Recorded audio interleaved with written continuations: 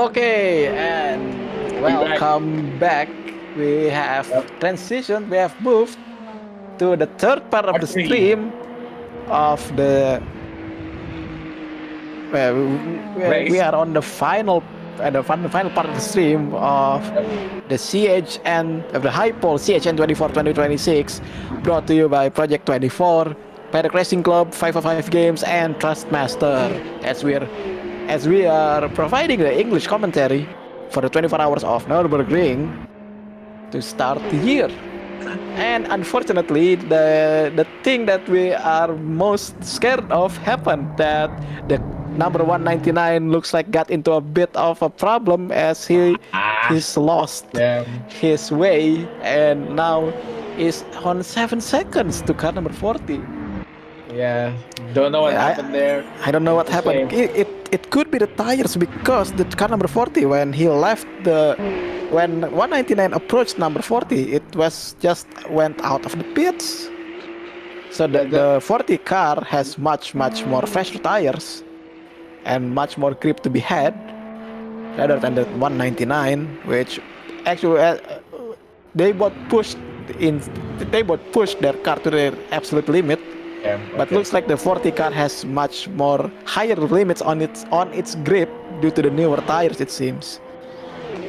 Very Uh. unfortunate for the 199 after getting so close to that podium spot, and now Yeah. still has to wait for. They still got 3 hours to.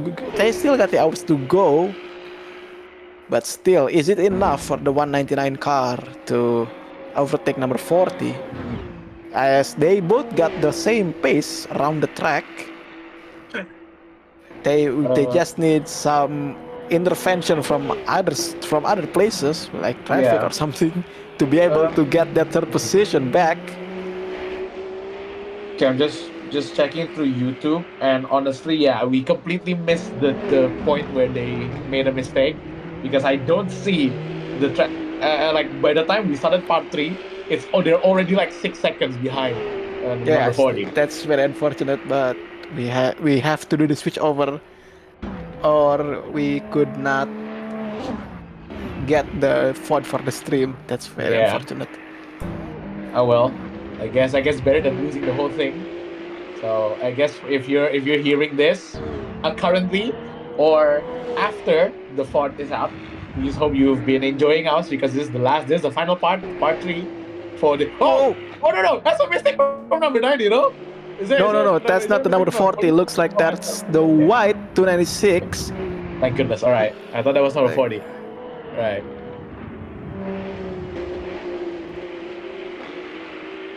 Where's number 40 actually? Yeah, he's quite far. Yeah, no, he's yeah, far away. Yeah, it's far away. very far He's away. already exiting ice curve right now, and yeah, it's still a long ways to go for 199 to go back to the podium contention. Yep. Okay. Right, it's currently 12:09 p.m. We still don't know who's gonna replace us. Hopefully, there will be someone to replace us because we don't want to leave you guys hanging like a tree. Yeah. Come on, man. There that goes. Okay. This broken. Oh, okay. It's just the switcher thing. You're right. 24 hours is a long time, obviously, and we are now reaching the final parts of this race. Is number 199 slowly approaching? Very slowly approaching 90. Yeah, It's very still slowly, very slowly. It's way too close though. but still looks like the 199 got a bit closer to number 40 due to traffic, Yep. but the traffic is not that monumental for the gap, because look, it's very far away, the number 40 right now. But there's still loads of traffic to be up ahead. Oh yeah, of course, and that can play into his hands if there's gonna be an issue ahead. Okay, let's switch for a bit though. Is there anyone else close? Down there? No, I don't think so. Wait, Yeah, let's no. see. 50 seconds, 90 seconds.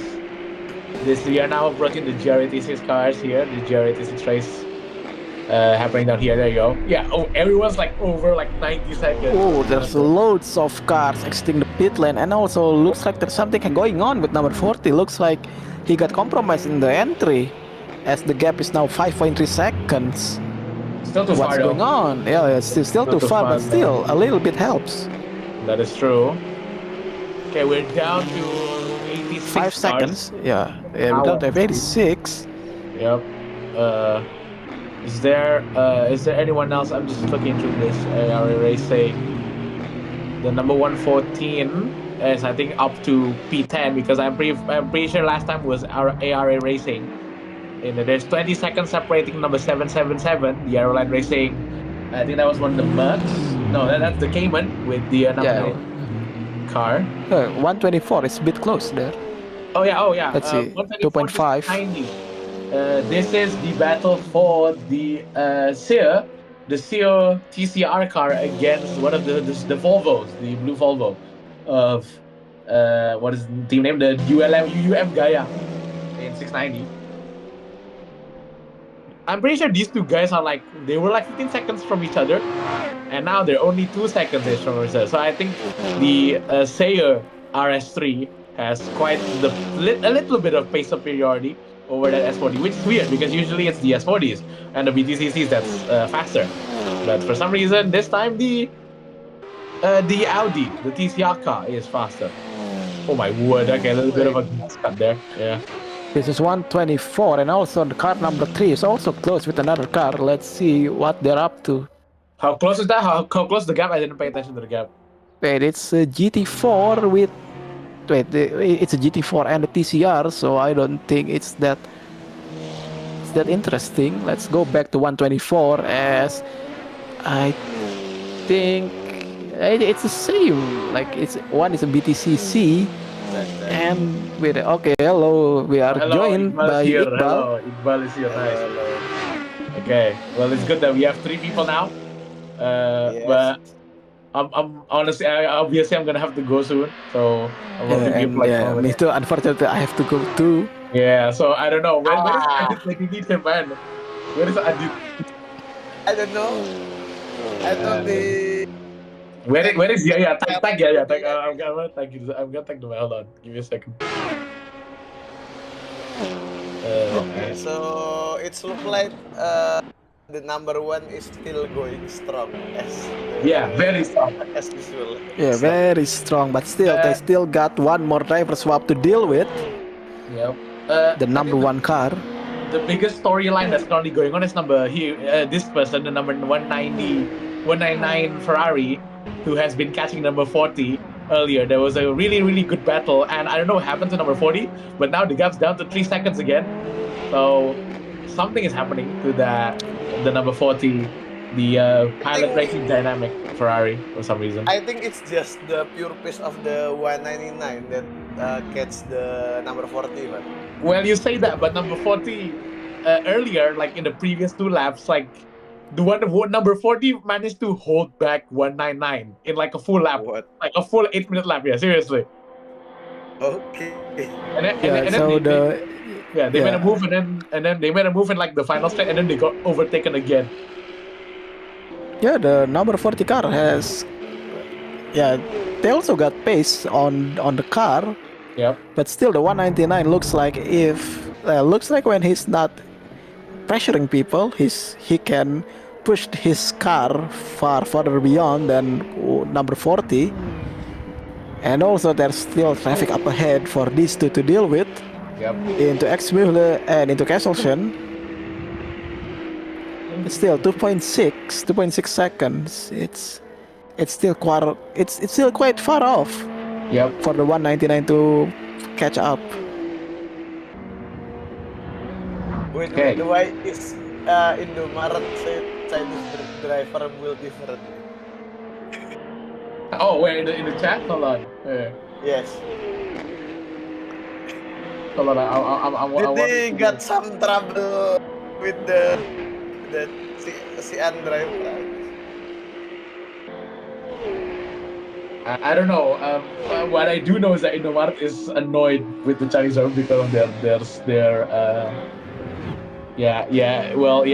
the funny moments. There we go. I was that. Okay.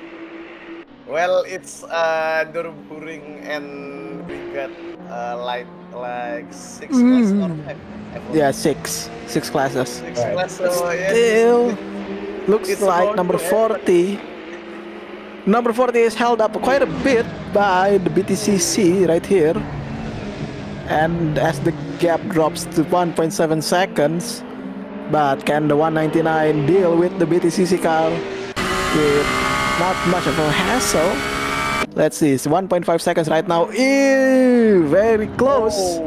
As we go into Hohe Acht, as the gap widens yet again, there's still much more traffic up ahead as we go into one of the more technically demanding sections of the track, where you will need the most amount of precision in controlling the car. As we go to Wipperman and into Eschbach. Oh, 1.6 seconds. Okay, we're getting close again. Yeah, we are getting closer. The pace of the 199 is clearly faster, but the traffic is you haven't seen the number 40 defending. Look at the defense. I think hopefully don't shame me, number 40. Don't jinx him. Yeah, I know. I'm worried I'm jinxing it. There's the 200 ping car. Yep, there it is. Into Flansgarten. And into Stefan Belov. One of the trickier sections to deal with if you have to overtake another car. Oh yeah, has to put the brakes down, the 199, to avoid a contact with the number 200 car. They go hold back. I think it's the beautiful part of the N24 races, you know? The art of overtaking a traffic car.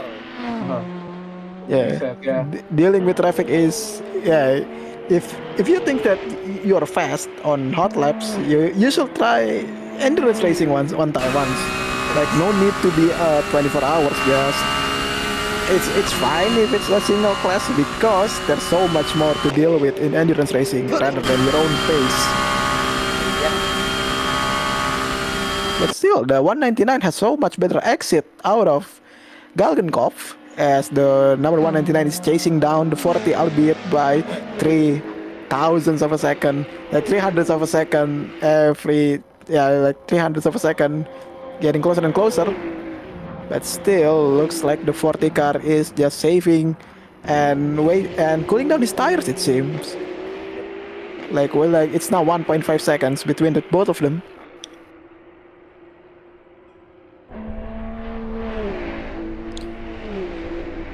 And still 1.4, but still there's so much more traffic to be dealt with up ahead as we go into the arena section and go into the left-hander.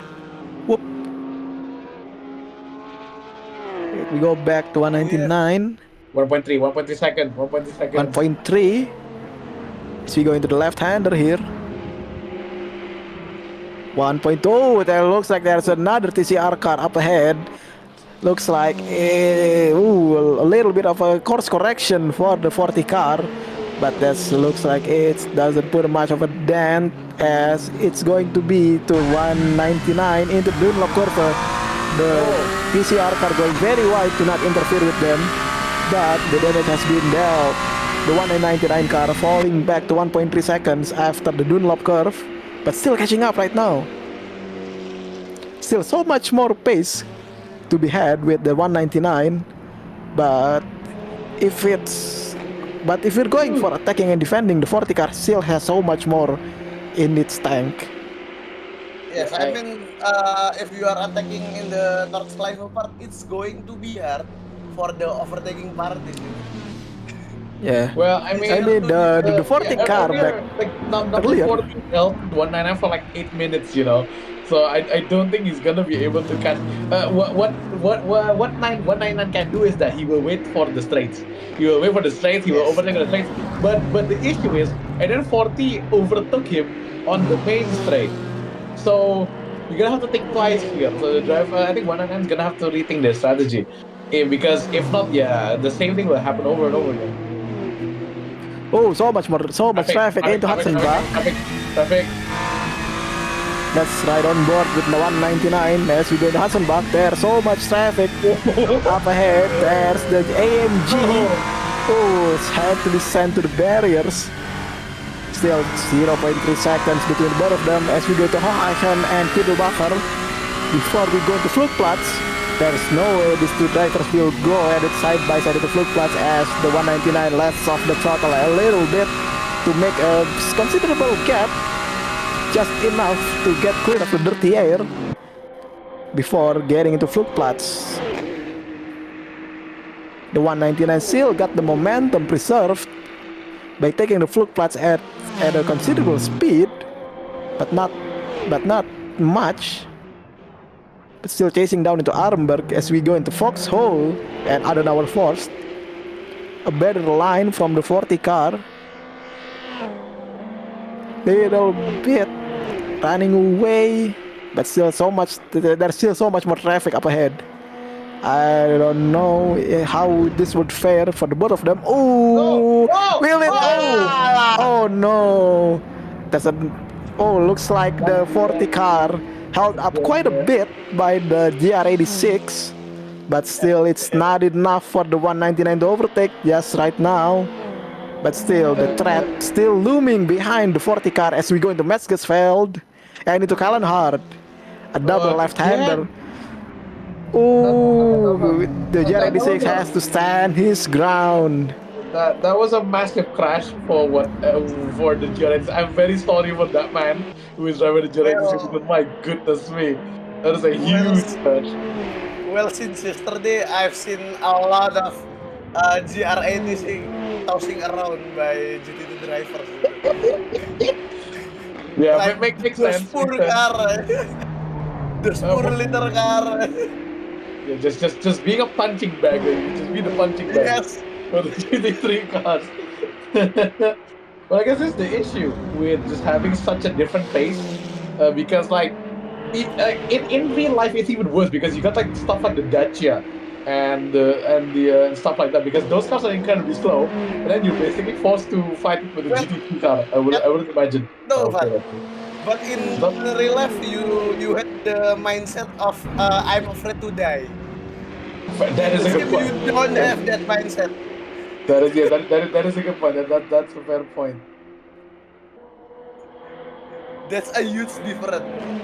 That is true. But either way, the GT3 cars are basically becoming moving wrecking ball. Yes. So by then we have to see. What time is it? Okay, 12:34. Alright. 5 minutes more than I have to go, sadly. Yeah. Still 2.5 hours, I guess. Yep. And 2 pit, 2 pit lagi ya ini cycle-nya? No. Yeah, no, Well, one more for the number 1 car and number 23 it seems. Okay. But still, there's still one more long pit stop to be dealt with for the leaders. I don't know if the 40 car. Oh, we're going very wide at the exit, but still keeping it in the banking so as not to kill all the momentum of the car. As we go to one of going uphill to the highest point on the track. A little bit of a hindrance by the GT4 Supra, but not much in the way of their battle as the 199 catching up to the 40 car for now. Only 0.4 of a second between the both of them into Wipperman and into Eschbach. Still 0.3 away from that podium, the 199 car. As we go into Brunchen, this is one of the parts of the track where you need the most downforce.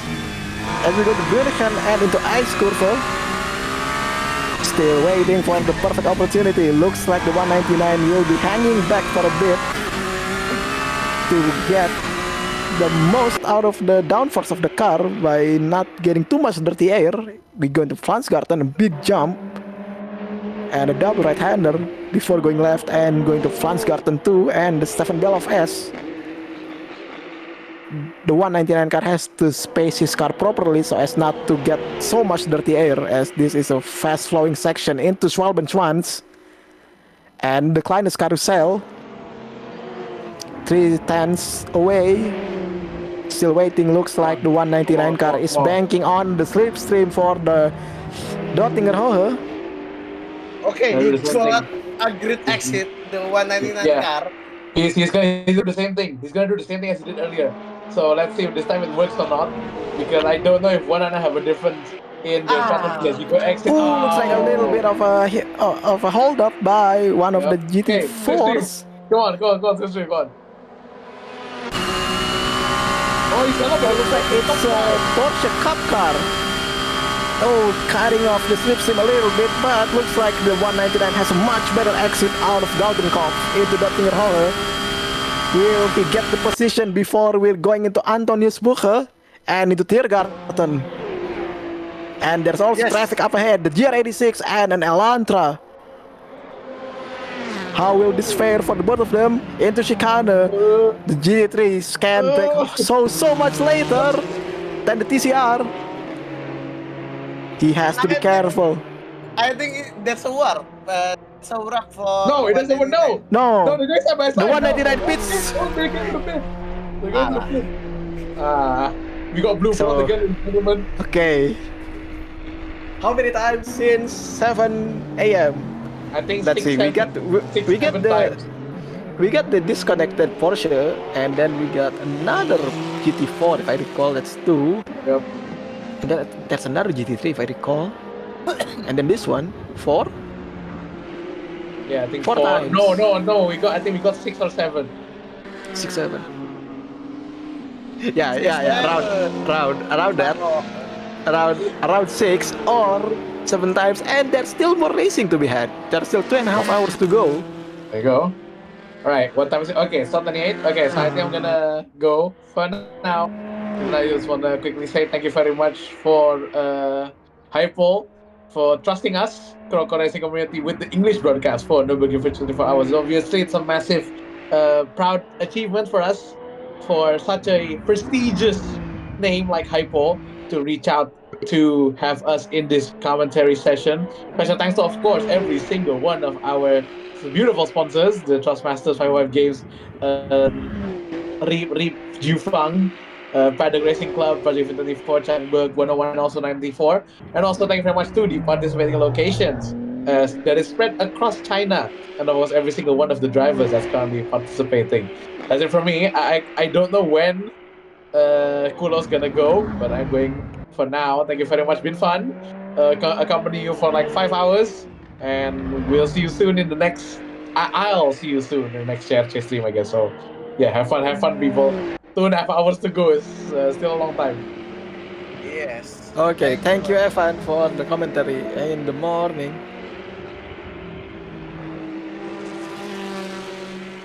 I think it's a bit calm down here. Yeah, looks like I think it was people from the V24. Look, you will be. I think Renjiro is going to be joining the stream, so I can leave you right there. So yeah, I'm just going to leave right now because I have to go. Okay. I have to get food. So thank you for accompanying the stream, Iqbal. I will see you again on the next CRC stream. Okay, hello, Rio and Renjiro. Hello. So, how is your team doing right now? Is it good or a bit unfortunate, or what is your team doing right now, Rio? Well, you wanna say first? I can do anything with that. It's like, yeah, internet problem. Okay. That's the usual problem with the Indonesian connection, I guess. Thank you, Telkom. Yeah, I mean, Rio is the only one who had trouble with the ISP, while also I also having the high ping during the race. So yeah, it forced me out for a little while. So Yeah, they're mostly on the night stint. We have a really much struggle on. We drop really far back, and at this point on the morning stint, I think we just like do the Sunmori and just like I don't know, we just Just uh, aiming for driving finish. till the finish line. Yeah, we were aiming for the finish line at this point. We have so many issues we have along the way, and not to mention with the all of those drivers being just recklessly driving. Well, I've seen so many GR86 like tossing around by GT3, so yes. I mean, it's really, really horrible, is it? Well, that's the speed difference, I guess. No, it actually okay. We understand it's a multi-class racing, right? And when we are driving with the slowest cars like GR86, we took the slow corner, okay. But especially but here's the problem: we are on the Nürburgring, especially not Slack, okay. Yep. Especially we have multiple corners that really need to be single file. Like example, like we have in Hudson Buck, and then we have onto the Sector 3, especially along after the exit the carousel. It Uh, really needs to have a single file, okay? But they're just literally like doing hot lap, like they thinking they're doing hot lap, so they just basically make the yeah really really nasty bomb and then just like spun over and crash, losing yeah. our time. So yeah, it's really it's basically it's not really fun. It is.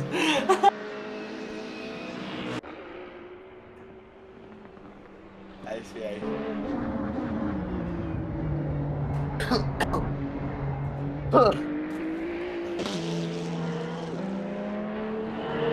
So, yeah, front back is looking a bit calm right now. The I 199 mean, and we 4. still have Uh, we still have 2.5 hours remaining. yes. One of our teams having the last stint. So yeah. Weinstein is about 130 minutes or it's less. Yeah. Sorry. Weinstein is it like 1 hour and 30 minutes or is it less? Uh, I think it's around. I think we have like 2 or 3 hours like for one stint. I see. That's one fuel efficient car right there. Pit cycle is 60 minutes, I think. Okay.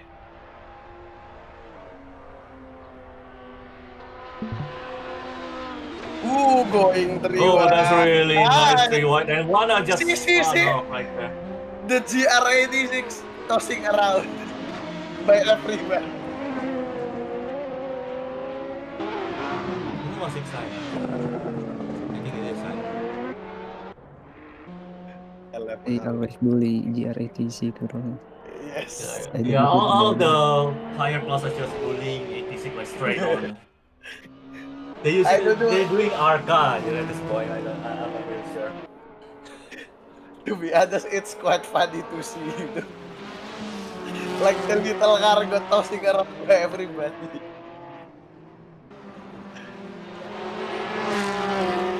Driver. The internet is fucked up.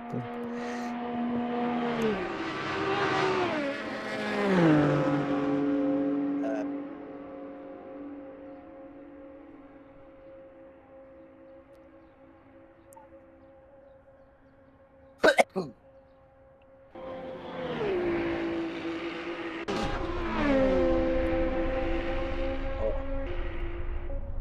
he's going to pit.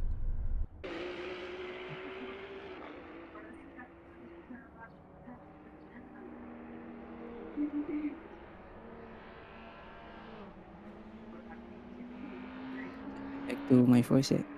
Thank you. What? Okay, thank you.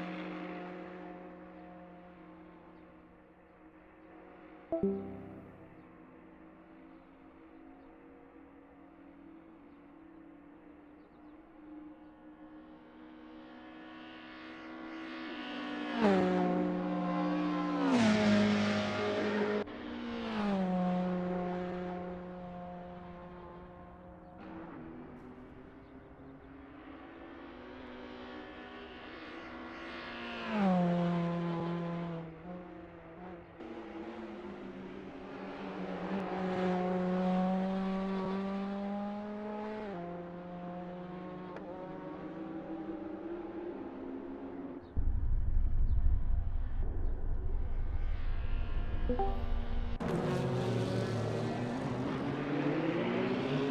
I think we still have like around 2.5 hours left, and we see several of the drivers are doing their own pace at this point. We have a really far gap, especially on the leader team as well. We have like almost like a minute or two. And yeah, but I did some interview with several of V24 team before, and they are basically still trying to do their best. They also have their own connection problems as well, and stuff. They're still trying to finish the race at this point.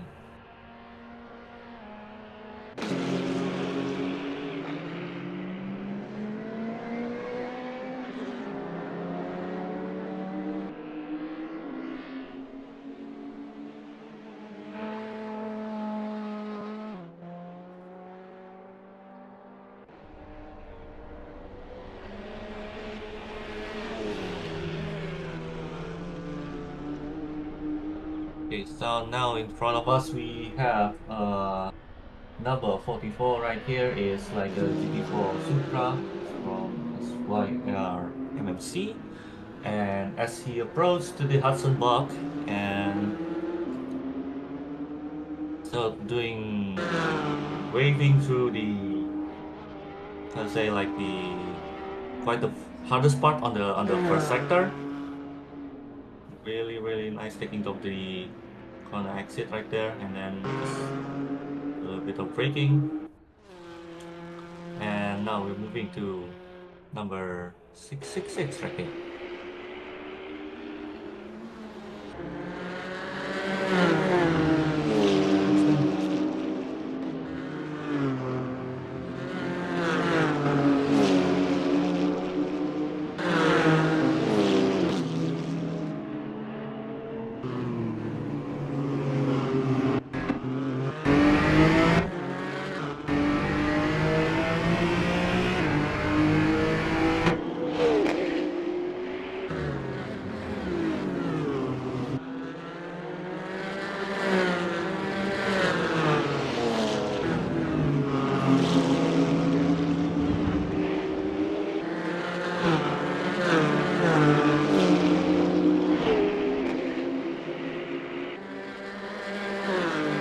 We have a really big traffic here after the exit of you and backward this time.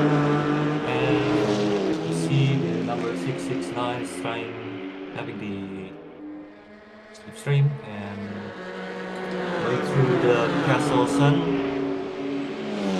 Still really solid one. And be careful of the Ferrari behind.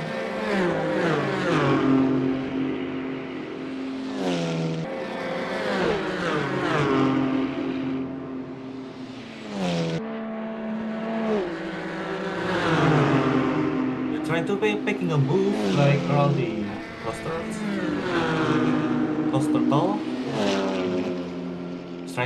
Trying to picking over the inside.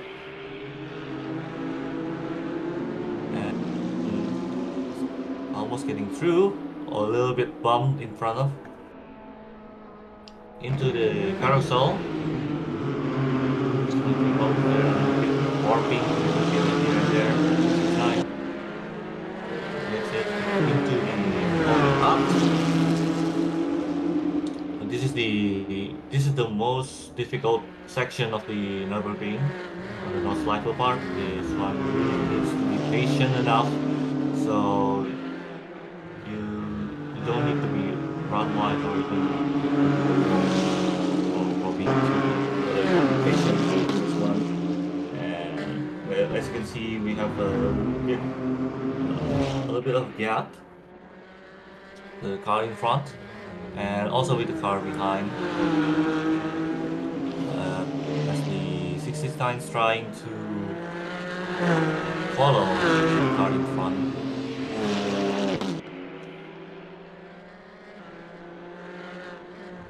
approaching to the junction, the YouTube corner, and still following over.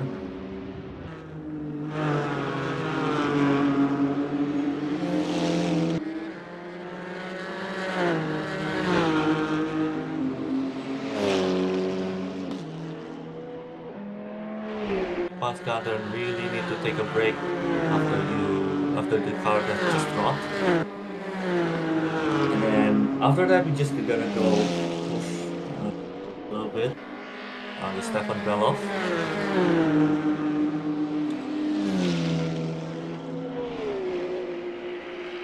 You can see we have the two cars really need to overtake.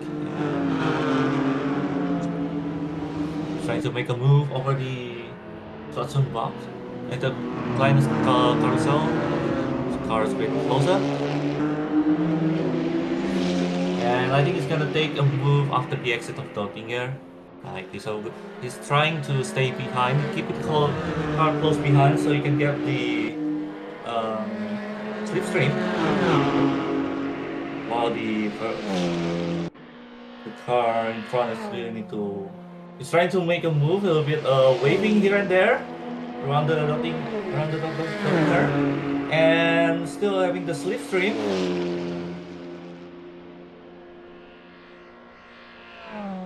He's trying to make a little bit to the left, and trying to overtake on the right side. We have the move on the right side back there, and across the hill.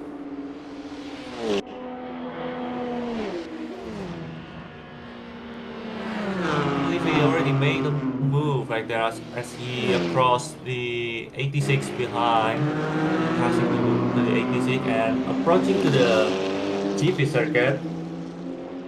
And I think he already secured the position. I'm not sure if he's trying to take over this position or just unlapping himself. I'm not really sure.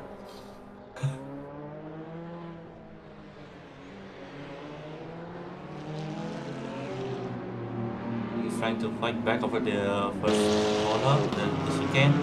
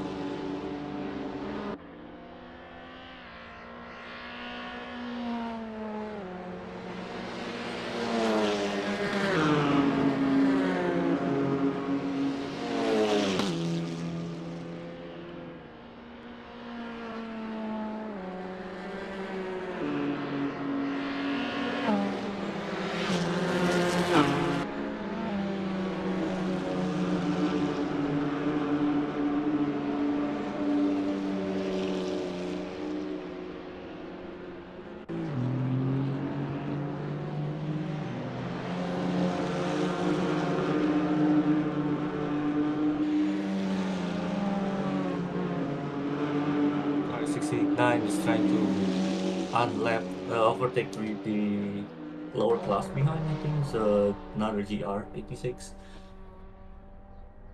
and we are now into the we are on the front arc this time, and we are going back into the outside again.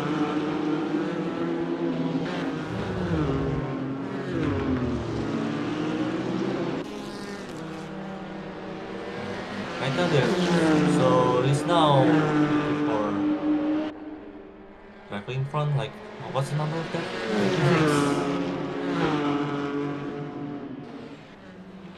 think it's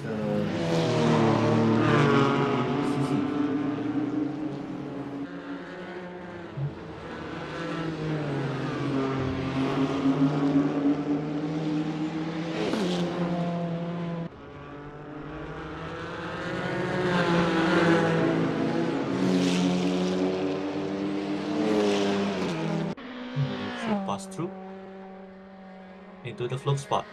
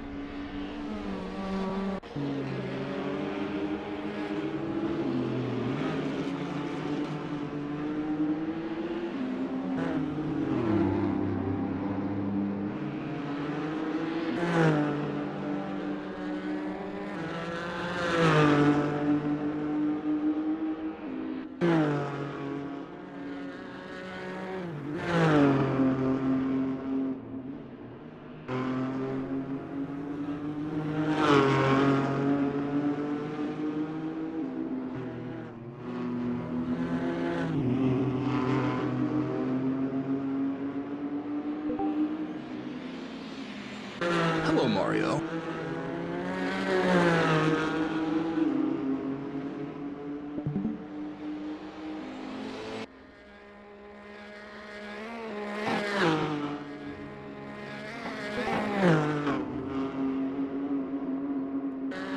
Okay, so we are now approaching 23rd hours. We are on the 22nd, and we still have around 2 hours left. And we are here with Renai. Hello. I was asked to commentate. I am fresh out of bed, by the way. I got out of bed for this shit. I made coffee. I got a Coke. I'm old, man. Yeah, same. It's just like also me as well. It's just like almost wake up around 8 in the morning and then just instantly drive because I need to change the driver. It's like yeah, we're making the really good stint. But how's your stint so far? Like the last stint so far? My last stint was fine. I'm done driving. I'm not driving anymore. But our race was a mess, honestly. Wait, what? Crazy. Can you tell what happened? Can you tell what happened? We started on pole. Mm-hmm. We started on pole for class, and eventually ended up third because Yukari had a screen issue and ended up having to reset. After that, we stuck third. We stayed in third for most of it until my first pit stop, where I got disconnected on the Doshingan. Oh no. Okay. Which means we got another long pit. I drove another stint, got disconnected again at the end of my final lap before the pit stop, and we were all of a sudden down to like fucking 8th in place, 9th in place, or 9th in the class. Crawled the way back to 5th, and now we're like dead. I think the dream is dead for this race, Yeah. but it is what it is. How about you? Yeah. How's your race going? Yeah, we're also having actually our stint on the first one is a little bit shenanigan. We have a little bit of crash on the first couple of corners. And then we have a slight issue from our first driver Indoma. It's like the pedal is not reaching the full throttle, so they need to change. No. They need a quick change to Yozu for a while, then take up for a stint, and then and now the issue has been solved by the Indoma, and then it just takes over and like almost the afternoon stint, and then when it's my turn to try to race. It's your time, okay? It's your stint, but as a unfortunately the Wi-Fi is not working when trying to connect, and yeah, it's like the internet is cut off. Yeah, so it's really unfortunate. And when I try to take over, I have a really bad ping, which is another unfortunate, and that's why we are dropping really fast. Like we're actually start doing strong at around P8 or P7, but when the connection happened, we just really dropped near to the back. and we're on 86, so we're on class. We are you're in on the P8. Yeah, we are on P7, P8. We're really strong when Indomart and Joshua understand. And yeah, just like we have a connection issue, and yeah, along the midnight thing, we have a switch a little bit here and there between me and Indomart. So yeah, Indomart is still not sleeping at this point. He's still taking care of their own stream and taking care with us as well. When he tried to set up in this commentator area, and yeah, I think he should take a rest as well. I got out of the car on my final stint. I was like, I need to stretch my legs. I need to take a walk. My fucking feet hurt. I came back and immediately fell asleep with my stream still on. So I was like, whoopsie. Yeah, I also have a sleep for like a couple of hours earlier, and we really see a little bit of shenanigan as well around our team. Okay. We do see a lot of the drivers like taking rest breaks, like going to bed, taking rest breaks, just because the 24-hour events, like they sound like they're a lot, but on the mind they are actively like they drive people to insanity almost because of how heavy the events can be. They also cannot take a rest because because anything could happen, like especially with our connection as well. Most of our drivers are having trouble with connection, so yeah, they need to stay awake for just being a backup driver.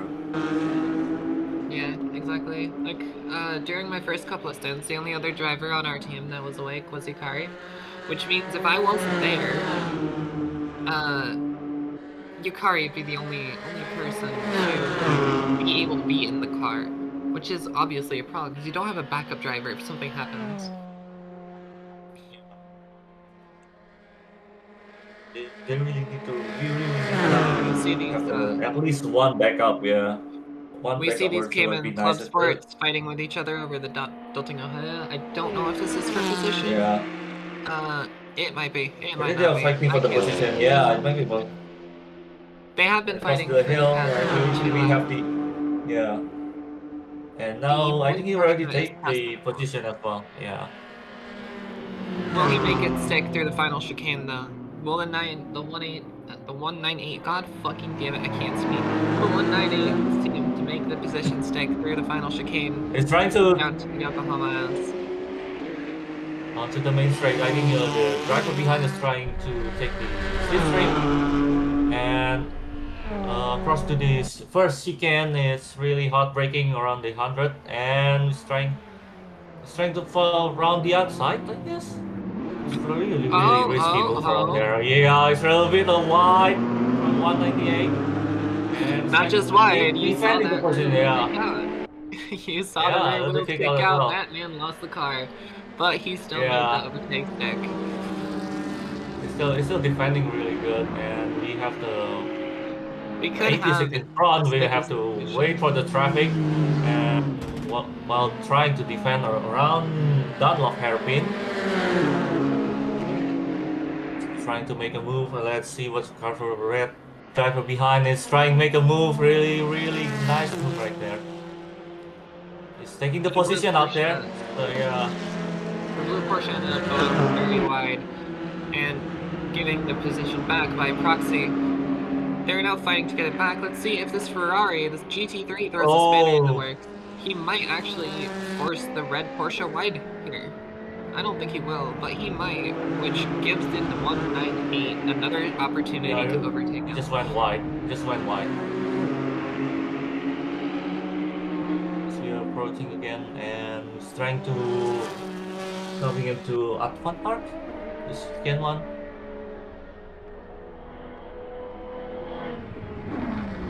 He's still trying to fight back to the position over there.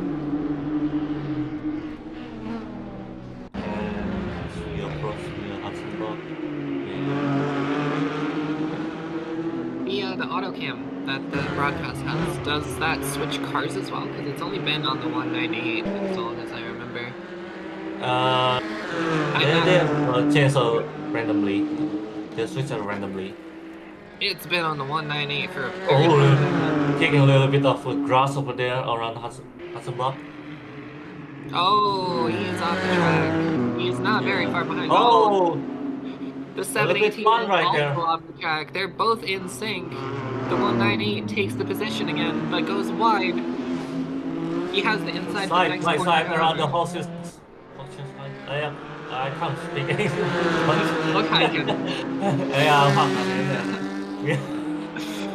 We are really both struggling. Down on their way into Fligplatz.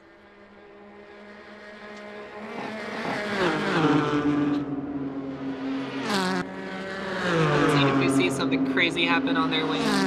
been quits. Maybe a crazy pass is made here.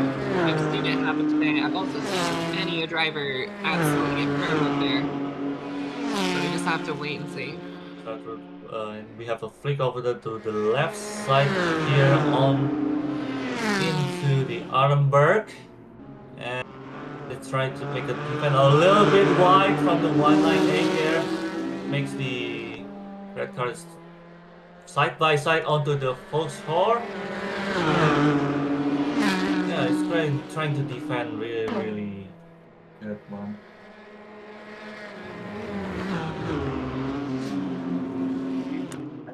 I need to check off the spotter guide. I'm the one who puts this spotter guide into the wall, and now I need to hold it. Oh Because lord. we are on the commentator here, so.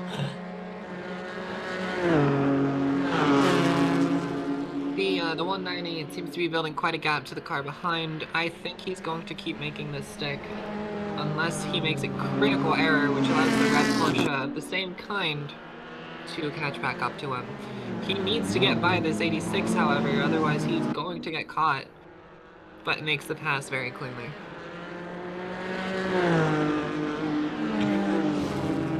Coming into miss hit miss, the 86 is still in front of the red Cayman.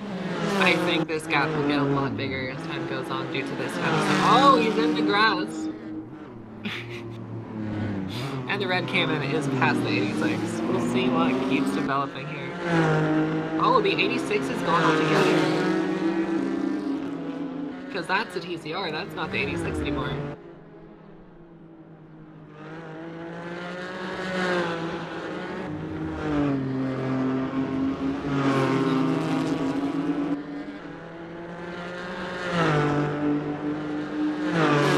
Already on 3. He's really pulling away. He's been pulling away.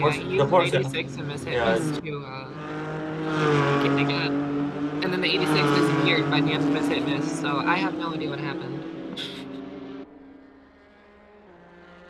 A little bit bum over there. He just touched the wall.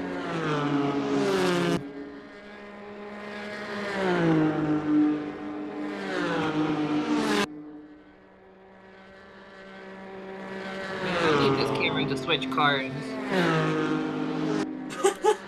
I need to switch We're sticking cars. with this car for a long while. Like now. I'm getting bored of looking at the ass of a Cayman. I don't like these cars. We're on the really empty space around here. It's just like a free win for the Porsche right there. Yeah. Now is approaching to the carousel, and we have to the third sector of the North Line Loop, which is the really fast and twisty corner, really technical, and it's really hard to take an overtake over there. I think in the next section up to the straight that comes after, I don't think we're going to see any attempts at passes for the two Caymans. Maybe the red Cayman will be able to catch up and overtake him. The Cayman really need to keep the pace. They need to keep the pace over the third sector of here as we are approaching the Reaper Mount. And we have also the Brunson. Still on the Reaper Mount, I think. Brunson, right? The corner up ahead, right? This is real X-Bot. Real X-Bot, which flows into the very famous YouTube corner. This is where those crazy clips are that are in YouTube everywhere in Brunson. But everybody calls it YouTube corner because this is where the cameras are. Really great at picking up the pace around this section. And as we can see, the car is literally pulling away, leaving the red Porsche far behind.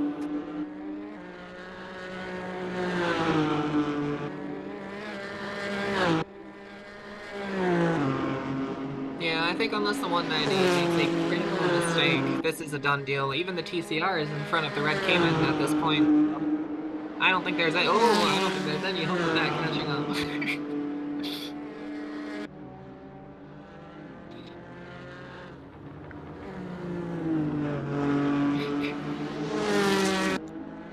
commentator's curse? Question mark.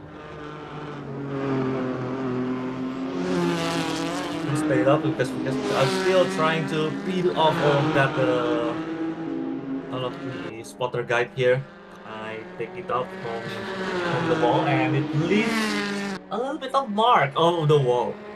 Paint just like That is peeled pretty over. It's very concerning.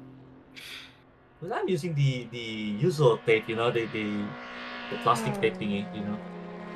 Oh One lord. for the office supply thingy, and then you put it over the wall, just like just while also seeing other cars driving, you know.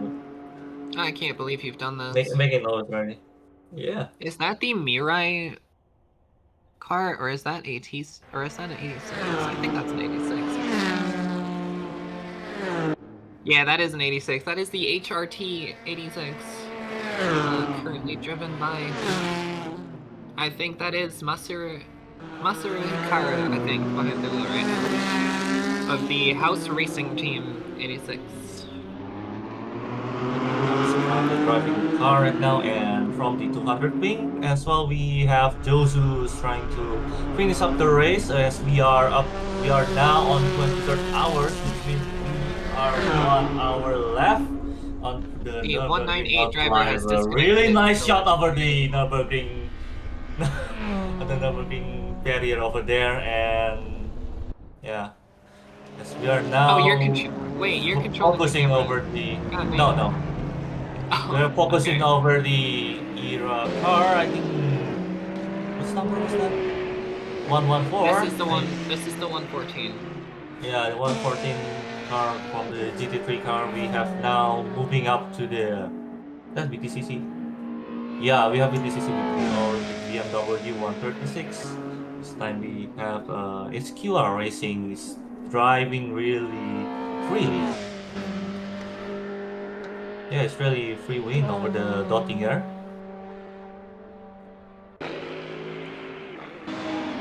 Give us a look on the 129 if you can. I am definitely not biased about that, but I want to see what they're doing. I want to see what they're driving like. I know Nimbus is behind the wheel right now. It should be in 44th. Yes. Nimbus only just got behind the wheel. I know they just driver swapped like 1 lap ago. I don't know if there's anyone near them for position, however. Oh, that car sounds sexy. Well, the cars are really on the top curve this time. I am going to admit, I have yet to hear this car from the outside. It sounds sexy. Cars look really nice. See? Did you know we have a paid livery designer at Yeah? Really? We have someone that gets paid to paint our cars. Oh, you did commission over there, yeah? Honestly, I don't know them. Hurricane knows them, I don't.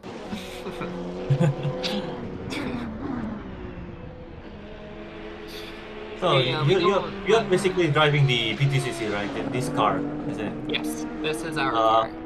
How'd you feel with the driving behind the wheel? How'd you feel? This car is this car is weird, man. It's like it slides so much you don't think it's a front wheel drive, but it is. It's like you try to make a corner and you lift a little bit and the tail just comes out. Like, and then you understeer on throttle. Like it's almost like it has bipolar disorder or some shit. It's such a weird fucking car to drive, but when you get a hang of it, it's very enjoyable. I recommend everyone that has the car pack to do the spin. It's a very interesting car. I heard the Volvo is really good at straight speed.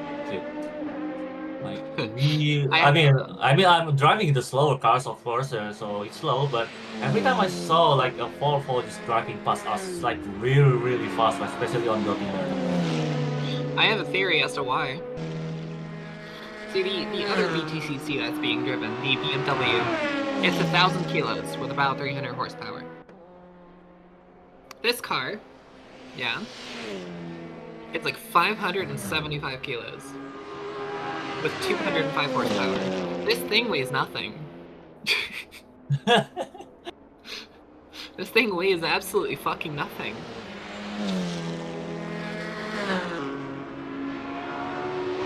Approaching to the Foxar, we have the driver behind. I think it's TCR behind. That is a green TCR. I did not Yes. catch their number though. And I think we're coming up to the HRT 86 once again. It's in a different car this time. I have a feeling that means that our 129 is going to catch up to that 196 Porsche sooner rather than later. It's back between the TCR. I think the front in front of him is basically TCR as well. That is a TCR as well, yes.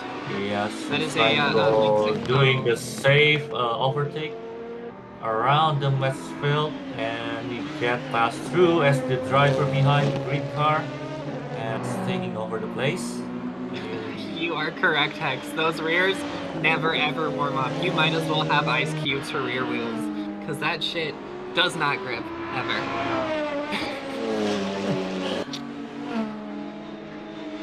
It's not a fun experience. It's a fun car. It's not a stable car. It's like it's almost more unstable than I am. I mean, it's an old car. It's easy. What do you expect? Here we pass the HRT 67 We're once again. really safely over the bright shield. The 129 actually got comments. The 129 actually got compliments from the 6786 because the drivers think that the manners of the 129 drivers are so incredibly good that every time they see it's coming, they're like, "Oh, it's that Volvo again." And I think that that's fucking hilarious. Oh, we see a 3 wide over the castle, son. The camera is still focusing over the mirror. I think we have a little bit one over behind. Yeah, I did. We saw a little bit behind. That's the two TCRs and the T6. And I think they really have compromised because they have nowhere to be seen. I don't see them anymore. I think someone died there. Yeah, someone just died. We see a little bit, slight bit of murder right over the. I think we need to go to civil court for manslaughter. But why is man's laughter illegal? I don't understand. Yeah, talk about that.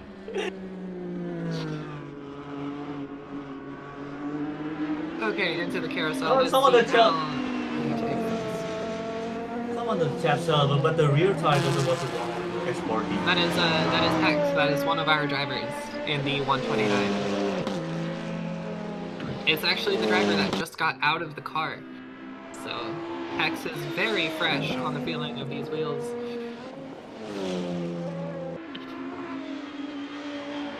We still have 1 hour and 42 minutes left. Apparently, I thought this was 1 hour less, but yeah, I think we still stick over the layout of the game. So.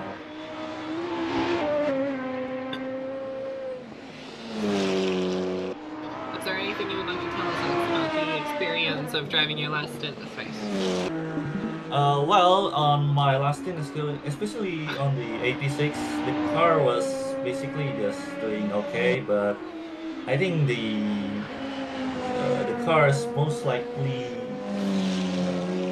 understeer a bit because I think that's how I drive. I tend to drive on understeer because it gives me a little bit much control rather than doing the oversteer one.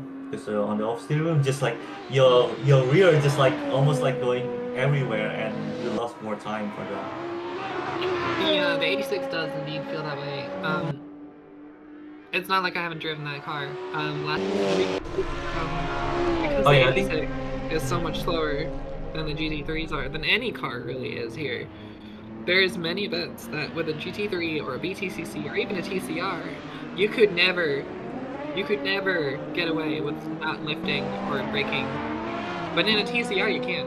You just keep your foot down. You can also keep the foot down, especially over Let's see. After Is this the the 200 pin car? yeah, 20 Yes, yeah. it is. Yes, it Yeah, is. it's getting fast over. Yeah, we see 200 ping over there. Yeah, that 200 ping coy. I recognize it now. I think I saw you guys a couple times while I was in the car.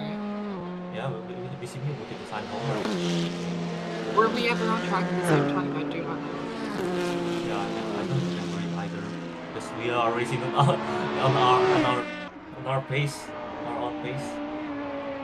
Yeah, there's a lot of 86s that I will definitely recognize if I see them, just because of how many times you actually get to see those cars. Yeah, the car's really slow. Right, remember the difference between GT3 and GR86 like almost 2 minutes around this corner, around Holy this track. fucking Yeah. shit! It's have 2 minutes difference. Like when GT3 we have like almost like 8 minutes, 8.5 on the pace, and then the Porsche Cup just like slightly behind. And then we have here we have BTCC, TCR, and GT4 that almost have the same pace as it around like 9 minutes ish. And then we have GR86. We have the pace is almost like 10.5 minutes, which is really slow, especially on this race.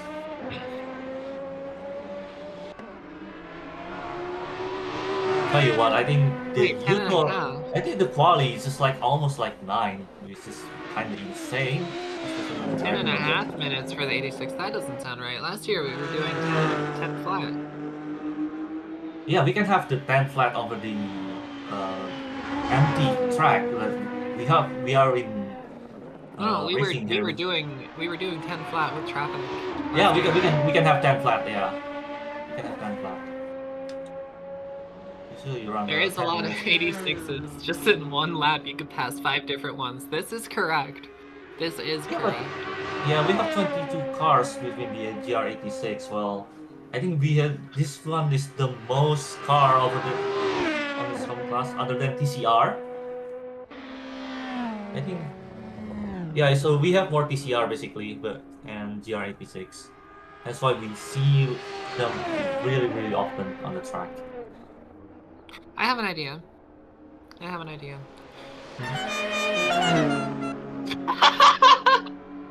What's going on? The fucking horn. Somebody has the fucking like. Oh Okay, yeah, that's really insane. Yeah, that really caught me off guard, especially on the on mid-like stint. Like what the hell is this? I was so confused. I don't know if I'm allowed to do this, but if Hex wants to, because Hex just got out of this car, we could invite him in here to talk about his last stint. Oh, sure. I think we can ask. We'll try to ask the. I mean, he's in chat right now. Like he could just reply. I'm pretty sure Benjamin is still in the VC with Nimbus. Yeah. So that means Nimbus won't be alone. Okay, but I'll go and send Hex an invite. I mean, have a talk a little bit first. Huh? Adam. Oh, well, too late. I kind of already sent the invite. Homie just dipped. Whoopsie daisy. Hello. Just talk about it a little bit. I think he's really okay. He doesn't really mind. Oh, you can invite him in.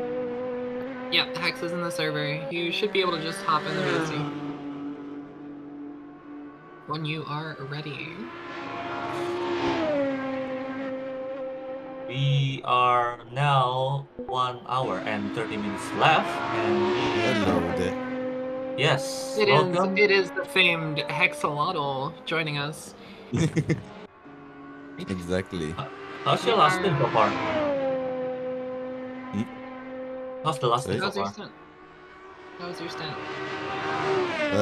Really great. We're much better than the first one I did at like during the middle of the race. Like, The first stint particularly, like the first 6 lap, I had no incident. Didn't went off a single time, and the car was perfectly fine. And yeah, I kept the pace up and made a lot of positions. So yeah, pretty happy about that. What can you tell us about So the car? How do you feel about the way that the car behaves? Especially as the race goes on, comes to the end.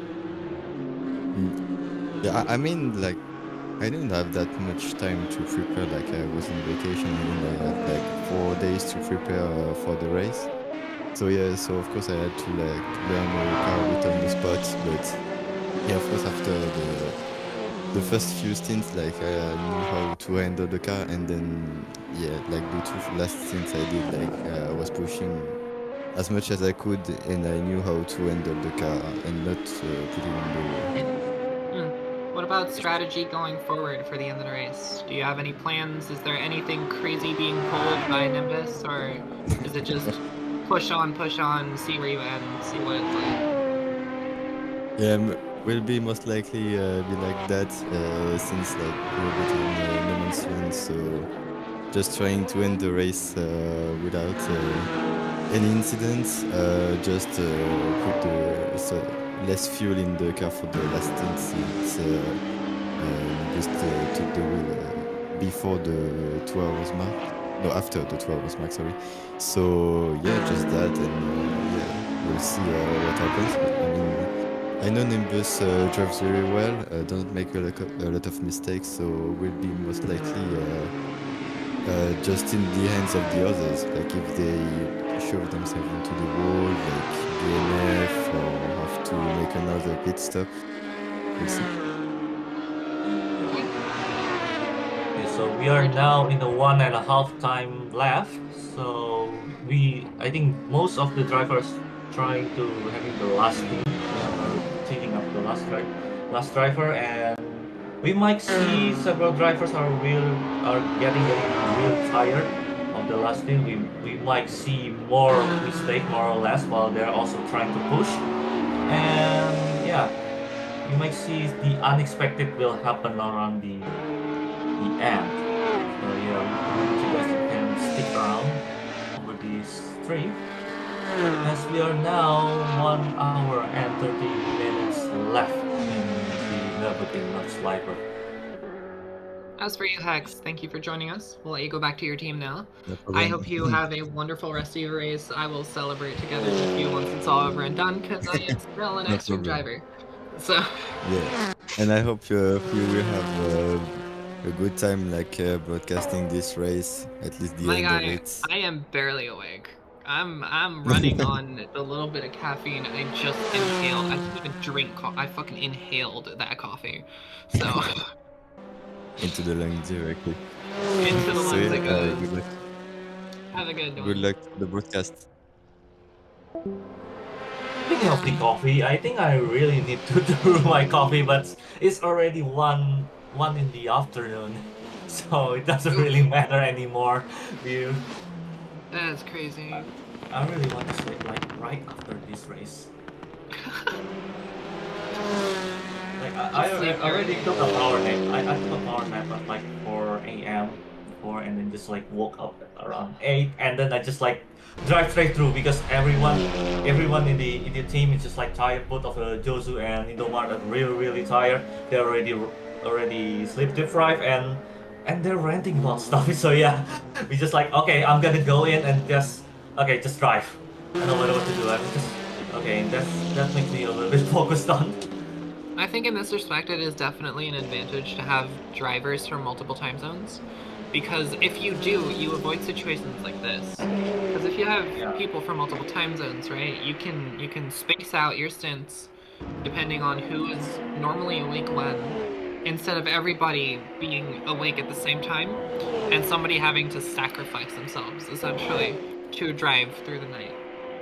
Yeah, but I think the downside one is about the backup driver. I guess when one of the drivers from internationally have internet connection and they need to fix on their own, whilst the one country team like us, like 200 ping, just like when one internet just goes down, it's like everyone's down. They cannot race. I think that's a bit of a double-edged sword then, no? Because if someone's Yeah. internet goes down in a multi-continent team, you could just have your backup driver drop in. Also, you know the fun fact, like not almost, like several of the teams in this race, like they have offline, the offline, they have offline races as well. So they just like swap over the physically, and we have some of them like also doing the hybrid. It's really thoughtful.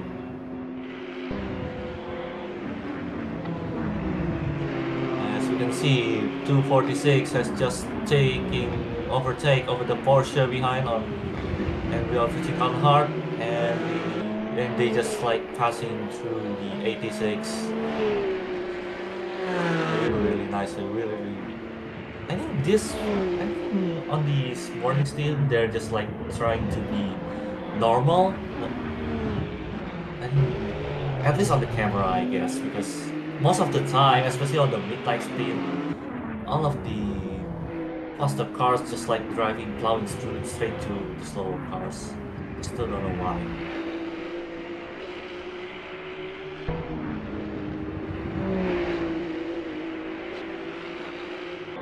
I don't recognize this Ferrari. It's not one of the V24 cars, is it? No. It's, I'm pretty sure it's not. I think it's 296 MRT, I guess.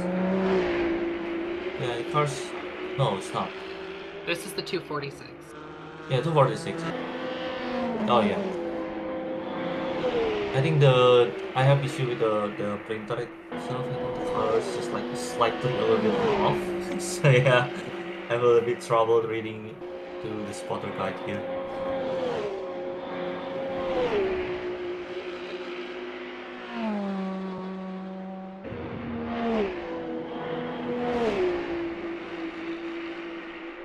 I think they're fighting to the front, I guess. The car in front. I'm pretty sure. Yes. So this 191 is the car ahead of them. I am pretty sure that one is the one that's for position. It's 77, I guess, right in front, yeah? No, the car that's for position is the 191 Jordan Kingston GT3.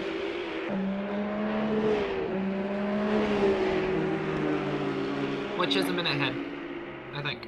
No, it's 4 seconds ahead. So I'm pretty sure it's either this white and pink Ferrari or a car ahead of it. Oh yeah, I think it's this. I think the camera is looking up to the 9th position here. We are currently witnessing a battle for P8 overall between GT3 Ferraris. Those who have watched my personal live stream while I was driving, no, I have a bias against Ferrari drivers. They are usually assholes, but let's keep that out of here for the rest of this.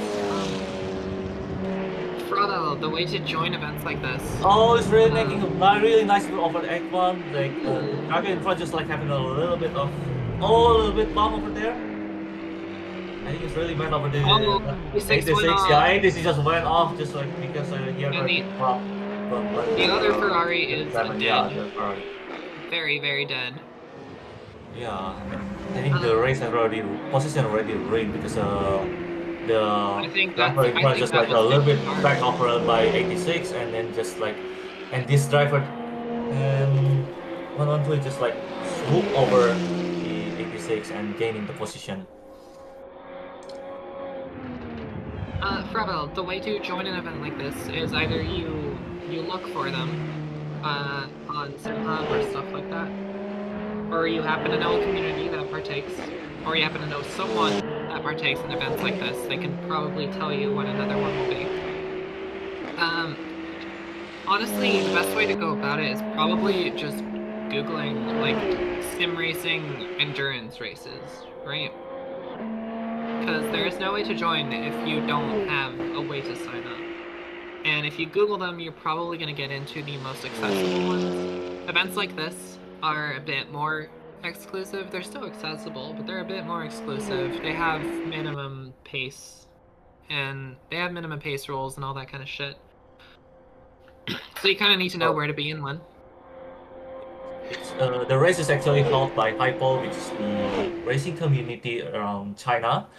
And yeah, this one is really China exclusive. We have a broadcast around here because we have collaborating with Project V24, which is like a racing YouTuber driver from across the world. And yeah, we have broadcasting. We have the rights of broadcast over here as well.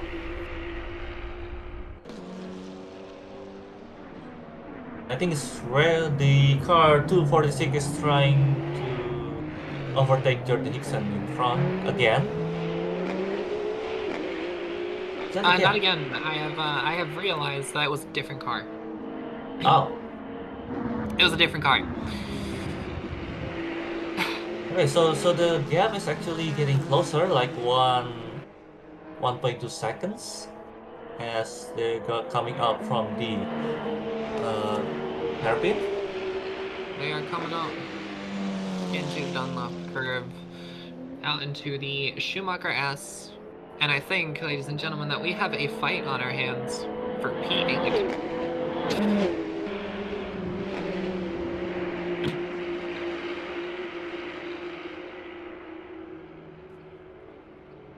I do think it is kind of insane that the gap from P9 to P10 is 3 whole laps. How is it that big of a difference for one position? Well, I think one of the most pro thing it's like connection issue, I guess. One of them has any issue with the spin, probably on the midnight or on the morning. Actually, I didn't know how much the pace around between the driver, but also having the driver driving the slow and having the slower pace also contributes how you get overlapped 3 times. That is fair. For now, we do know that the 246 is definitely catching the 191 Jordan Hickson. So we will see how this battle unfolds as time goes on. It's getting a little bit closer. Watch out for the TCR in front. And he has to yield a little bit, and we have really almost side by side on the House Nyson, and really close taking off the slipstream over to the flux pass. They have to be really crazy to be going side by side through flip pads. I think one of them will going side by side and really pass through. The 191 has chickened out, and the 246 has overtaken the position. 246 is now in 8th place overall, with the 191 hot on his heels. We really need to slow down over the flux pass. Really risky maneuver to just stay on the 2 wide over there. Risky, but also scary. It is definitely the kind of move that you need balls of steel for. It is a wise move for the 191 to chicken out. Obviously, he would have preferred not to. Yeah, he would prefer not to. But it was a game of who is going to break first. As you can see, I think the 246 has gone really far. I think it has already blocked. Like it's like already lapped down, which is funny.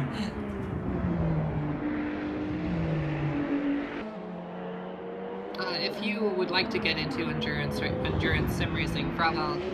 If you race on iRacing, there is regular endurance events, generally every weekend, that you can participate in. So it's not that hard to get started. When it comes to AC, or Sera Corsa Competizione, or LMU, it's a bit harder to find, because you kind of just need to know where to be and when.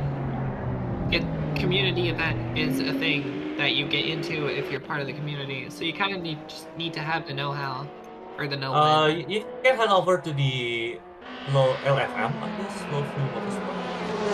So you can drive over using the Assetto Corsa Competizione or regular Assetto Corsa. It's LFM, I guess. It's just it's a really great way to get started though, racing there. LFM doesn't do endurance events. Yeah, that's I'm pretty sure LFM only does sprint races. Oh yeah, you're correct. But for endurance, yeah, you need to at least to have experience first. Yes.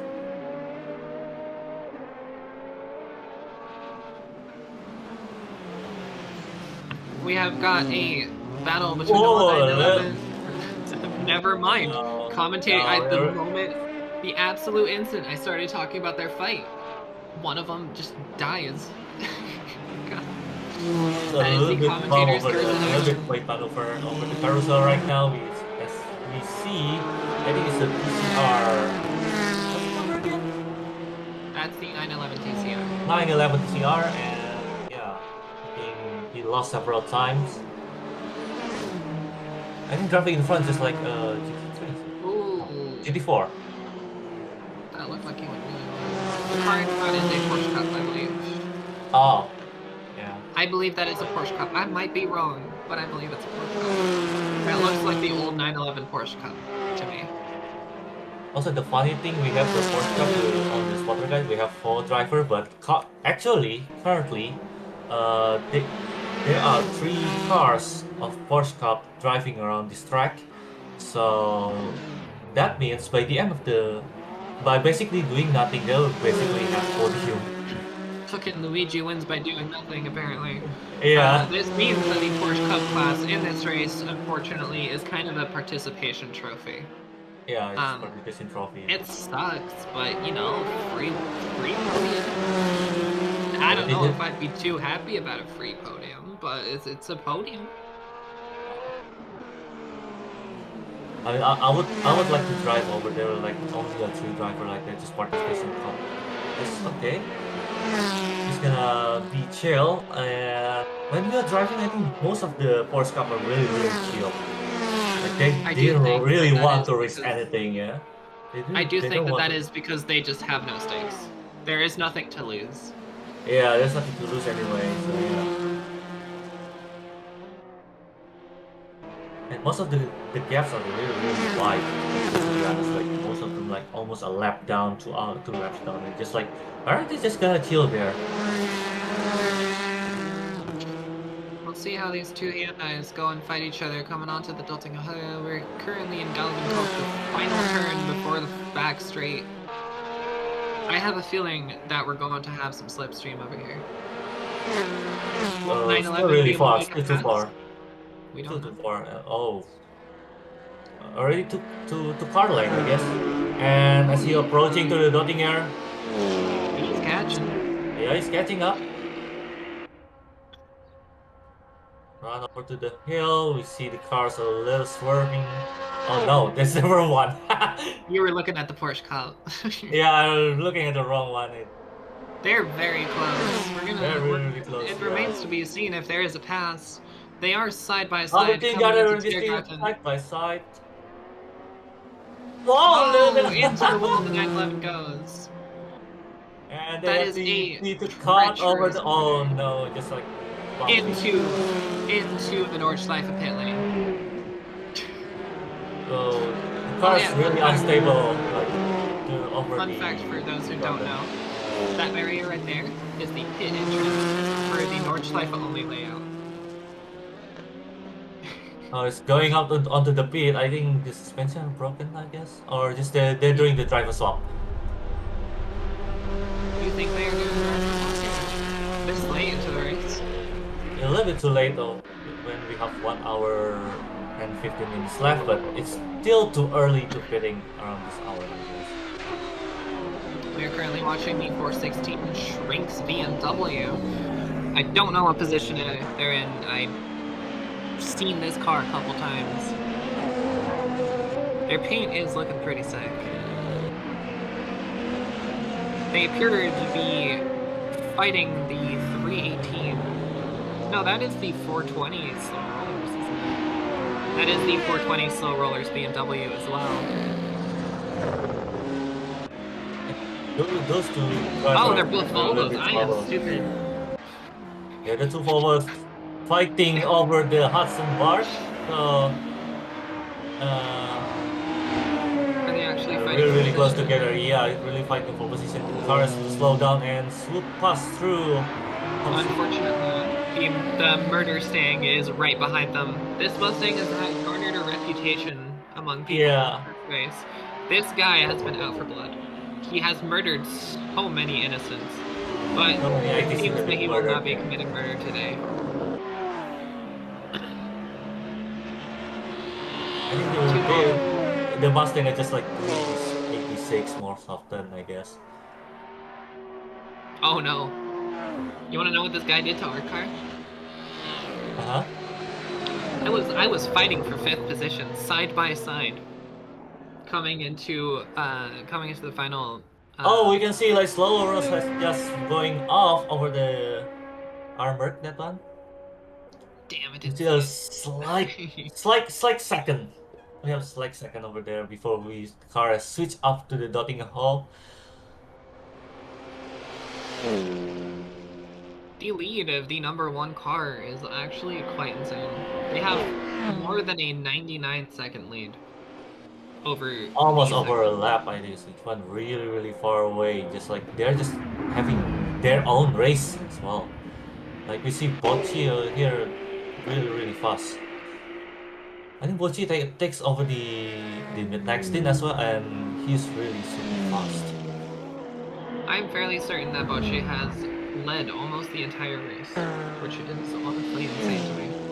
No, we should have been switched back between the #1 car and I think it's 23.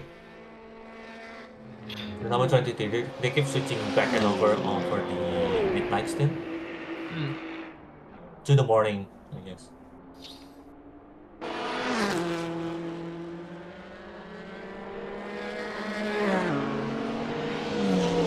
Number 514 here, trying to make a overtake maneuver through the foxhole, which is a little bit, it requires a really big boss.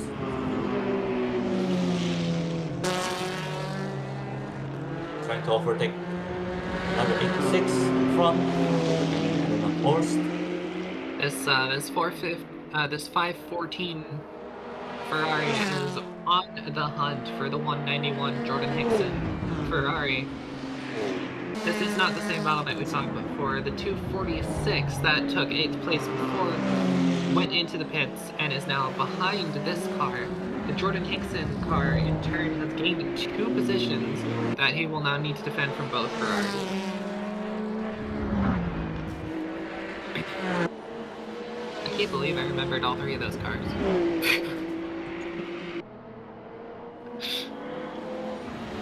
You know, there's a stereotype around VTubers being airheads, right?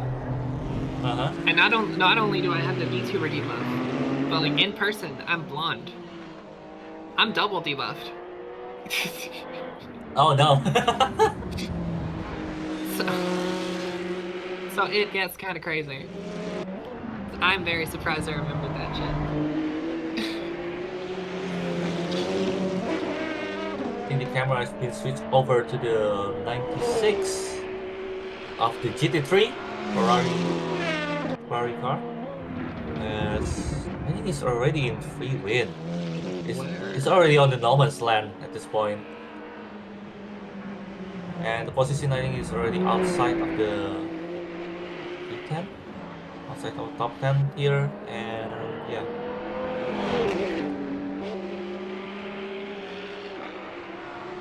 Really okay. Okay overtake with the TCR in front.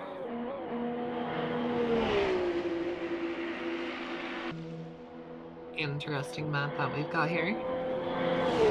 Oh, that does help. That does help. It's not what I meant with where he is, but it does help. Thank you very much.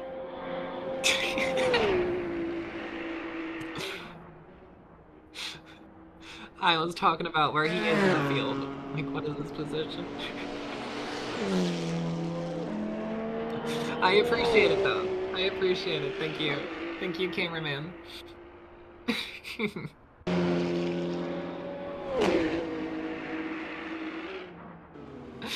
think most of the gap are like really one lap down usually, or like almost half of the lap down. So yeah,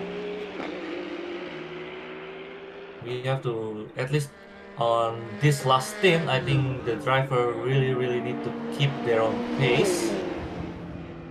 because we are now approaching the last hour. We have 1 hour and 9 minutes left.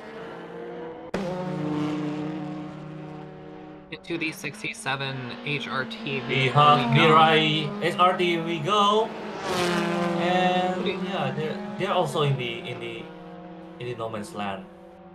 What do you mean Mirai? This is not Mirai. This is HRT. Oh, it's RT. Yeah, it's not Mirai. Mirai is in that shitbox BMW. The colors almost look the same. Oh, a bit blinded a bit. So yeah, I think the driver, the HRT had to fight over. I don't know if it was fighting over position or just the car behind it just trying to unlap, because I've seen this car, the orange one, before, like multiple times over the stint, and most of them they're just like I am pretty overlapping sure us. Oh, this team's on drugs apparently, but they are hunting down the car in front of them.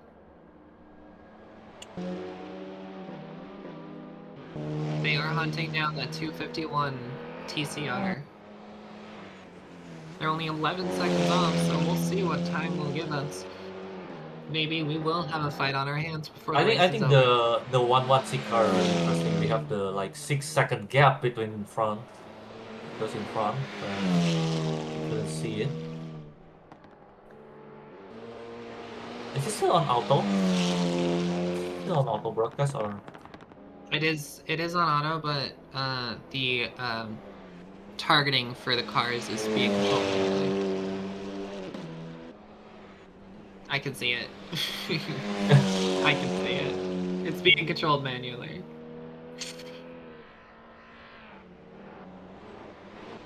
No, I haven't tried to make a auto broadcasting camera before. I haven't done it, so I didn't know if there's any issue when tracking off almost like 695 driver here.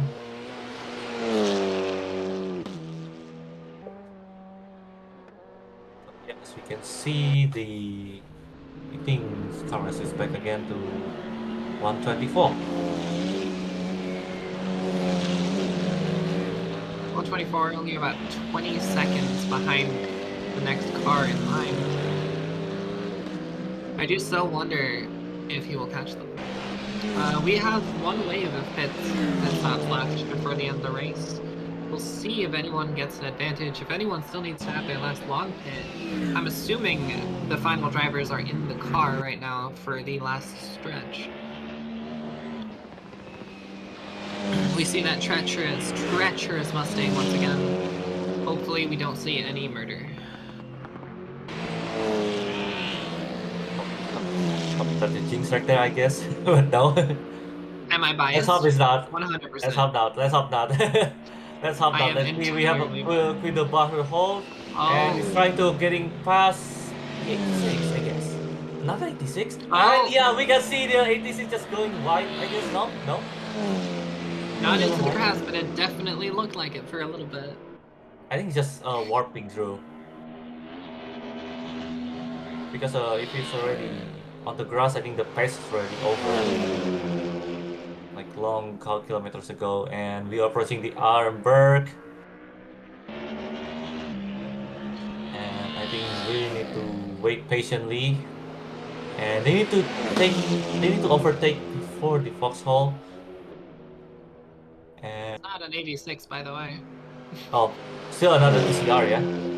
Yeah, that's a TCR. I don't know cars. I don't know how cars work. I'm sorry. How can you be a racing VTuber and not know cars? My guy. Nice. I'm gonna put myself on the box of shame, I guess. Yeah. I can't believe it. I do still wonder if this is for position. I don't think it is. They're fighting for position. Like we see the 33 is just trying to defend, and I think it's already side by side. Still side by side here. This is not for position. One of these is a back marker to the other. And I have a guess that the 33 the TCR is the back marker in this situation. Oh, he's defending like crazy. No They're comment. almost like defending. Yeah, they're almost like defending. No comment. I know why, but no. I've already said my piece on all this. And my apologies if I'm not being objective about some of the cars. It is very hard. On the track anyway. It is very difficult to drive the amount of time that I've done in this race and still be objective about some of the cars. There is some people, some cars that I have simply grown a massive bias towards. My bad. Ooh, wheel lock. What did happen to this 116 TCR? That car looked beat the fuck up. It's almost like they rolled. Just like deflecting damage, I think they have heavy damage over the front. I have a feeling that at some point, they had butted a wall and somebody told them, you can't park there.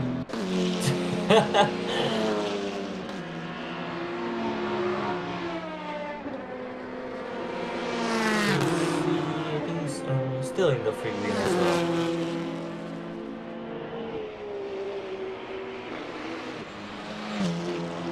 See now the fight from no.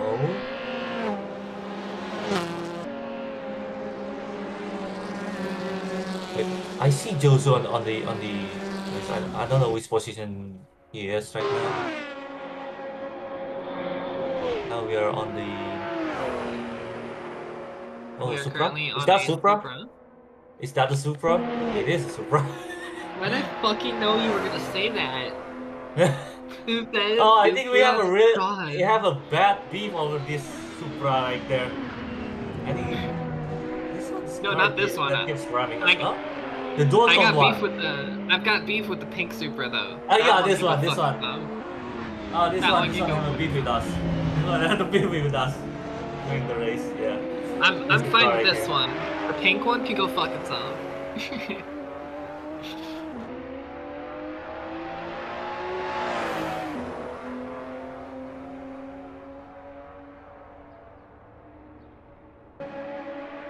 Pretty much biased here because we are driving on the we are driving here and we already know which of the cars' behavior on the track. So yeah. That's what we can say, more or less. There is definitely some drivers that stand out more than others. For good reasons or for bad. Yeah. And I promise you, it's the bad ones that you remember better.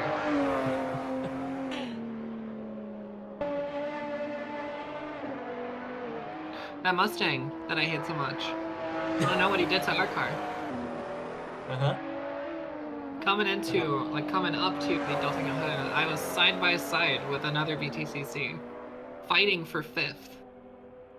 This guy sits behind us for like 30 seconds, and then decides, nah. Gets up to my bumper, and pushes me into the wall. Literally 2 corners later, he does the same thing to the car I was fighting. I don't know if he's trying to bomb drafting or not. No, he literally just pushed me off the track.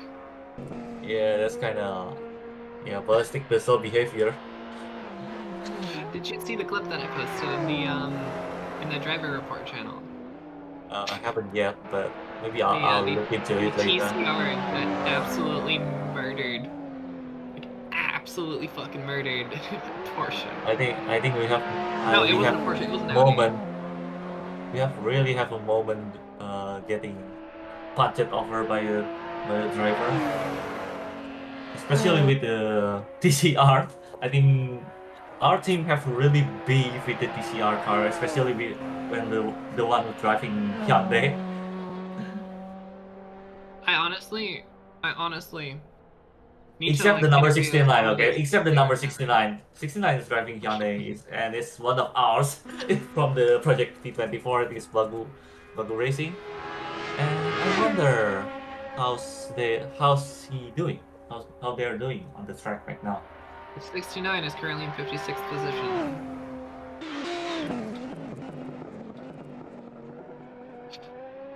I do think that we need to like talk to some of these TCR drivers and ask if they're like certain that they're not in the bumper car ride on the ferry, you know what I mean? Yeah. That is how some of them are driving, and it's really scary.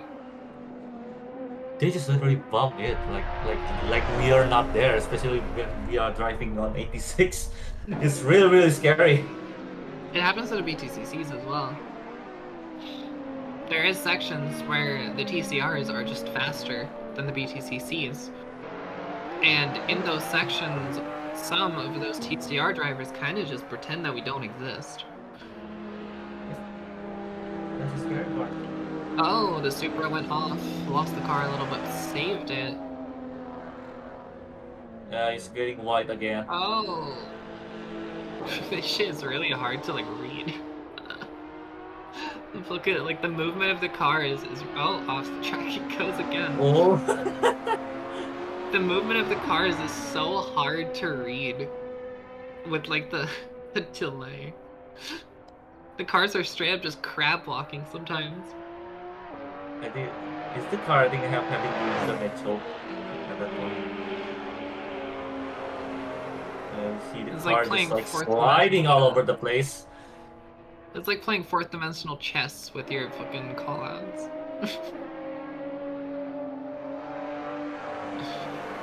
Yeah, you might see the cars just like sliding a little bit, especially when attacking the corner. Yeah, sometimes we have the issue with the internet as well, since the server is located at the China, It is in and Shanghai, yes. yeah, we did it in Shanghai, and in order for us to connect there, we need to take VPN, Japanese VPN. Ooh. Yeah, and when we are trying to direct it from our ISP, just like we have like 400 ping, and which is not really good when driving in this condition.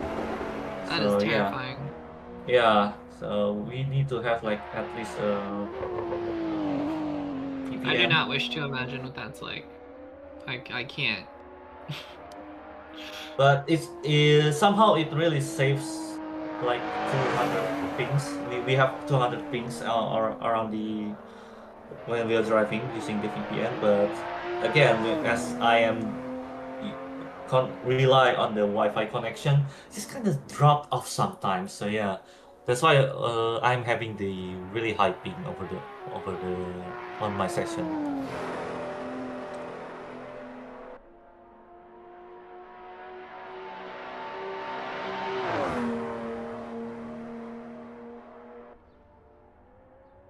We are now on the final hour here. We have 56 minutes left. We are almost there, ladies and gentlemen. And we see the Supra has coming to Arnberg, and we swap over to the, I think it's Audi? No? Oh, it's Mercedes! You really need to learn what cars are, my guy. Fuck! You need to. It's Mercedes, huh? It is. But like, you need to learn your cards. Yeah. I'm still This looking final all over hour. this other guy here, yeah. Us being in the final hour now means that we are going to very soon be seeing our last wave of pit stops. This means that the drivers that will then be in the car are also going to be the drivers that finish the race. And Unless then the pit something boxes happens. will be connected. Yeah, Unless something happens to our connection. Yeah, something happens. And they need to solve it really quickly. Let's assume that it doesn't happen. Let's assume everyone's just gonna be fine.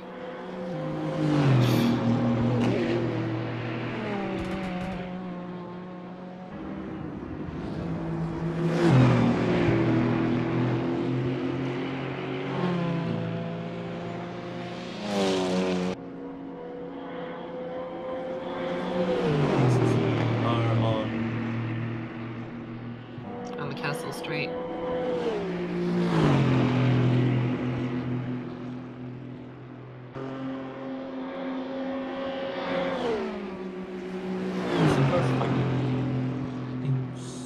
far away. Oh, do I have internet issues? I Nope, don't nope, think so. fine. I can hear you fine. Yeah, I don't. Yeah, I had to choke internet choke a little bit. Actually, yeah, like I said before, when relying on over the Wi-Fi, just like yeah, you need to pray that the router doesn't act up, the Wi-Fi doesn't act up.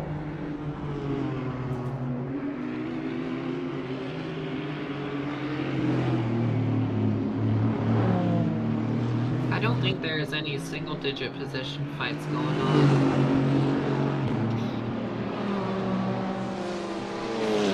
We do see a lot of people. We do see a decent amount of cars diving into the pits right now, meaning that final wave of pit stops that I mentioned just ago is indeed commencing.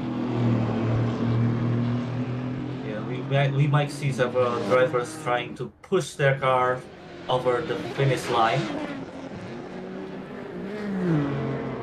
Pushes and drive faster, or pushes and get out and literally push it. Honestly, with some of these cars, it might as well be the latter. Those 86s are so low. Mind you, the car is really slow, the 86. They're fun though. The 86s are a lot of fun to drive. Indeed, because the car rarely upsets. Like, I think the car only upset when you're approaching high curve, and that's the normal thing to do. The normal stuff, you know. Like the high curves around the Nürburgring, especially on those like are literally dangerous, so you need to avoid that at all costs. You need to stay close though, so you can get some momentum over the next one. I just got a post in my Discord server quoting me saying, "You need to learn your cars," quote, based Renai to the commentator. I feel. Yeah, I'm sorry. I'm just a new commentator here. This is my first debut. It's been a while. I haven't tried to do a commentating here.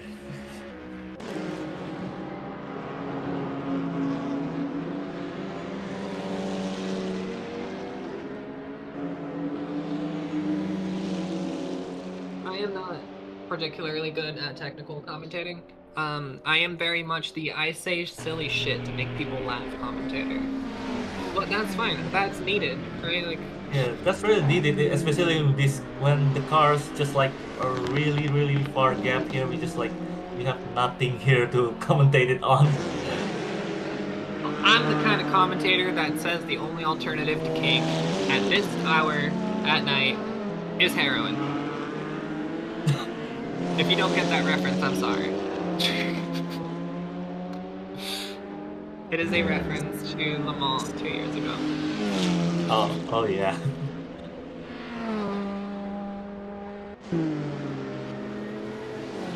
So, do you think you wanna do driving in endurance race again? My guy, endurance racing is my life. Oh. This is what I do. I think driving in endurance is really fun.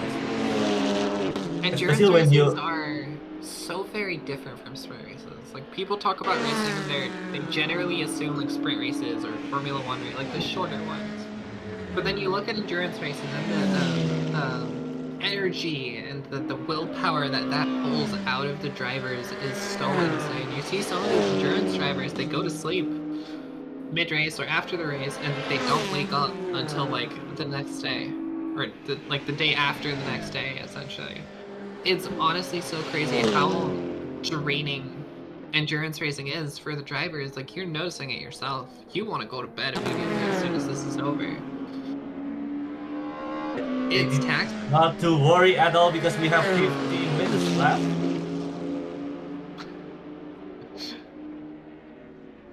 We have 15 minutes left, like at this now. Yeah. Now. We've got time. Yeah. Not much time, but we've got time. We've got enough time for something to happen. We've got enough time for a great upset. we've got enough time for, dare I say it, the entire server to disconnect. Oh. Imagine the actual race server just full-on crashes, and we end up having to settle for a 30-minute sprint race. They just not gonna Imagine. Imagine the whole server crashes, and we have to settle for a 30-minute sprint race. Oh, that would be fun. Like a restart into a 30-minute sprint race. That would be really, really fun, I guess. It would equalize the field. Everyone would be close together. It would be carnage. Yeah. It will be a everybody miracle has for the fun. driver who just having messed up on the midnight race and then just like having position over the front. Yeah. The cars that fell really far behind suddenly have a chance again. Yeah. Just a miracle when that happens.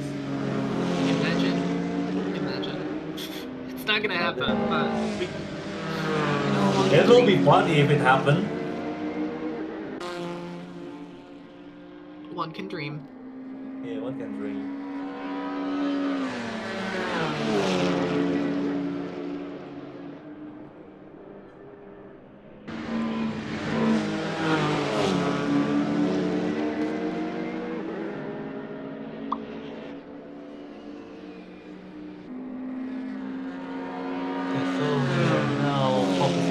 The 120, the Ling & Co. Pink PCR car, and The it's really, yeah, the pink car, and it's trying to overtake the Mirai. I think that's Mirai right there. Into the whip of one. He really needs to be patient around here since this one is really technical and he's trying to overtake, and this one is the perfect time, perfect location in X block. Makes it stick into the YouTube corner. He made it really easy over that one. He did make it seem easy. You are right. Yeah. Everybody knows this camera angle from the YouTube videos. And I think I see creeping up behind this TCR the Techno Burst Mustang. Oh, we have Technoburst right here. I think the Technoburst always be patient when driving behind the slower cars. I must admit, the because Technoburst Mustang, I have been told, is one of the most respectful cars on the grid currently. Oh, a little bit too wide from the DKD racing line here, the 120. And he's making a wide. And the Techno just went past through. Over what the hell is that corner name? What the hell that corner name? Over the what the fuck is that corner? Yes. So we're currently coming into the I don't know this corner right onto the what the fuck is this straight line. I need to learn German at this point. After the what the fuck is this straight line comes the I don't know chicane into the final two corners for the start finish straight. You're really walking me that much.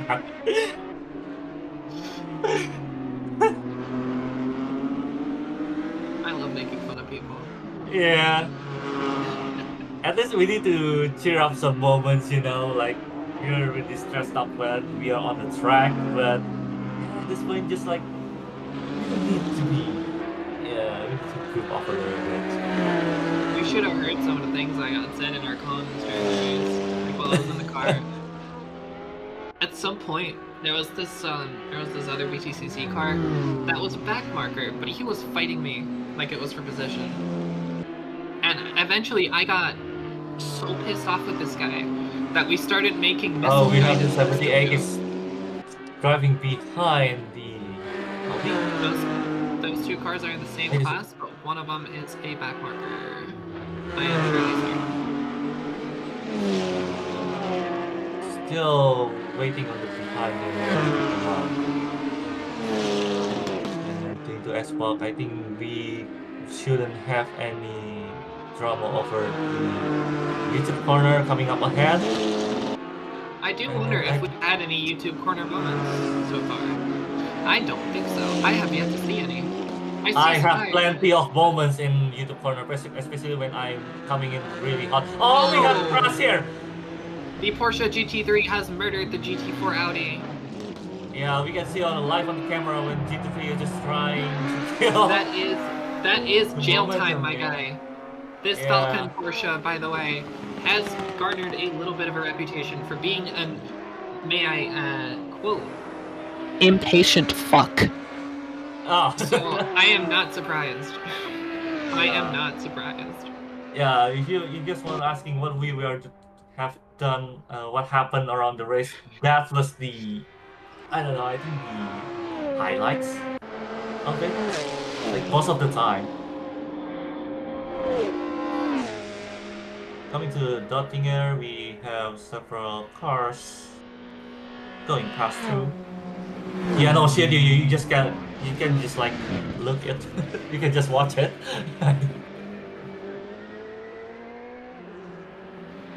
Another Mercedes here, I think it's number 200. It's the 296. 269. Or 269.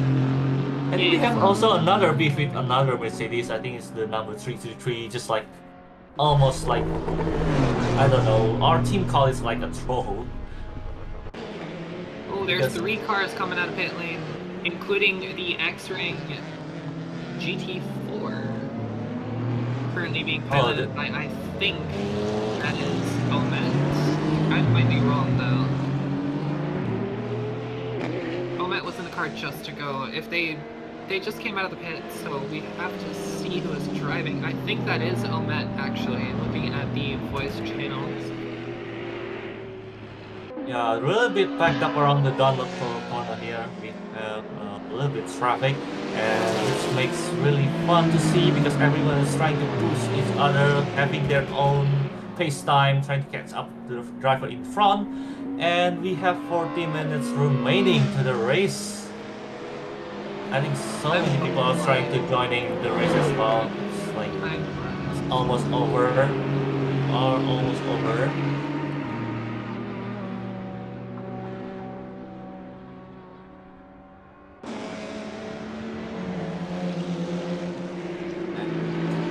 I do not know if this is for position. I don't think it is. It is not. He has So like there's 16 seconds in front to the underpass. Not sure though. Yeah, there is no worry for the Mercedes and no worry for the Audi. This fight is not for position, so I don't think that we'll get in each other's fights. Unless they keep to have their pace steady and fast, I think they shouldn't have any issue whatsoever. I think the objective right now on this last 40 minutes here is just like, do not drop the position. Because the driver in front is actually really far ahead, and they don't want to lose the momentum over the. We are back with the 246 hunting down the 515 for 7th position. This is the same car that we watched overtake the 191 Jordan Hickson Ferrari earlier this hour. I'm pretty sure that both of these cars have pit by now, but the 515 might still have to, looking at the times. That is a BMW sliding almost off the track in spin splits, but the Ferrari gets past it cleanly. The car approaching to the Foxhole, and we have 13 seconds ahead to number 514 in the 7th place. And we might see them battling like, I think in the 3rd sector, I guess. We need to see the last lap here. We need to see the pace between those two. Like, the 246 has been gaining hard on everyone so far. So I do have a strong feeling that we are going to see a battle between these two cars before the race ends. It will happen since we. Oh no, it's other class. Sorry.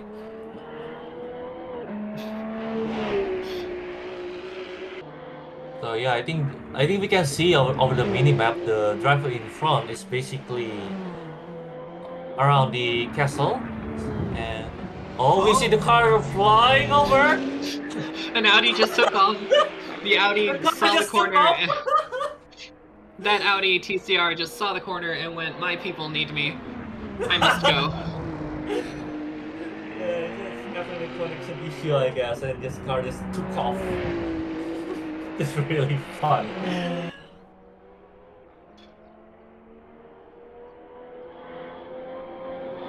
Here's a fun question. Yeah. Here's a fun question. Do you think that if cars were sentient, right? Yeah. Would they get uncomfortable if someone else tailgates them? Because that's essentially like a dude just walking really close behind you. Yeah, I'll be creeped out as well. I'll be creeped out.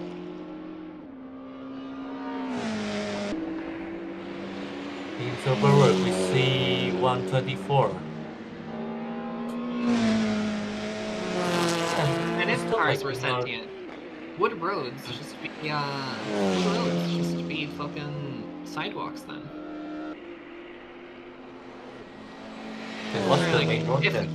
if cars are sentient, isn't everyone technically walking? I think we need to watch another Cars movie right after this. Because tires are essentially shoes. We've seen this. Yeah. Race cars getting new tires is them putting But on new when the shoes. cars don't have the shoes, just like they couldn't walk. I mean, they can walk. They can. It'll just be really uncomfortable. Yeah, it will be really uncomfortable. But yeah, imagine you're driving, you're walking on the road barefoot. It will be really uncomfortable. Isn't it? Yeah. Done that. Wouldn't recommend. Yeah. Would not recommend. I would not recommend it as well. Since outside is really dirty.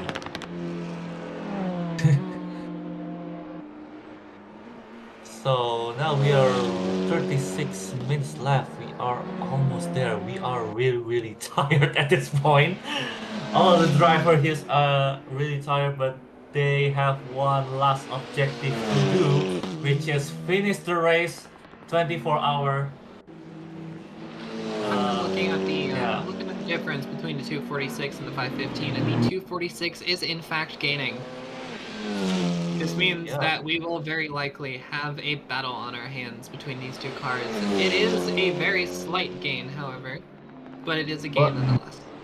Both of the drivers are having the same pace because, as you can see, with the intervals just kind of fluctuates a little bit around 11 and 12. It was 13 earlier, so. Yeah, a little bit fluctuates a little bit. So they are gaining, albeit slowly. Yeah. This is the 520 car. I have almost fought with this car. I fought with this guy in practice. This motherfucker is quick. This motherfucker is very quick. If it's the guy that I drove against in the practice sessions and that I fought with during the race, he is not to be messed with. I don't know what his positioning is, but who? He was fourth in class when I last saw him, when I was in the car.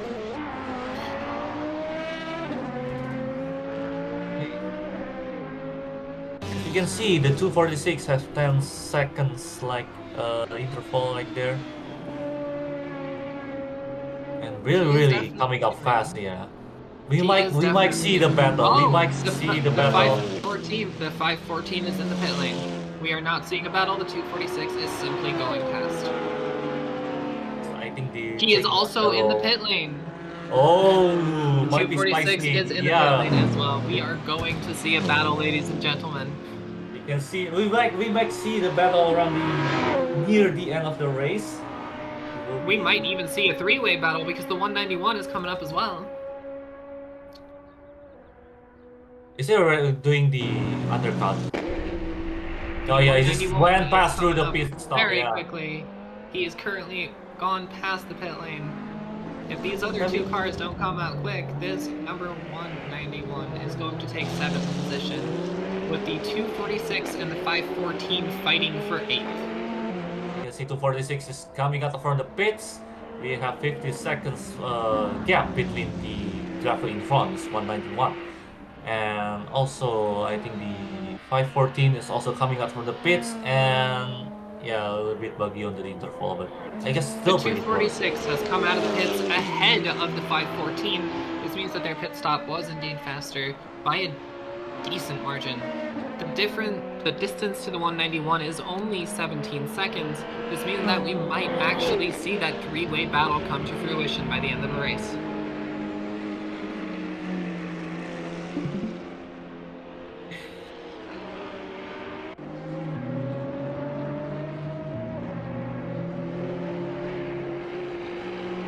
Oh my god, it's cold in here. It's really fucking cold in here. Yeah, it's winter there, isn't it? Yes. How's the temperature there? Cold. Oh. I couldn't imagine that because we are on tropical country. How's the temperature there? Yes. Really hot. It's very cold. I don't like it. It's Maybe we can swap places so we can feel it. Oh no, that feels all wrong.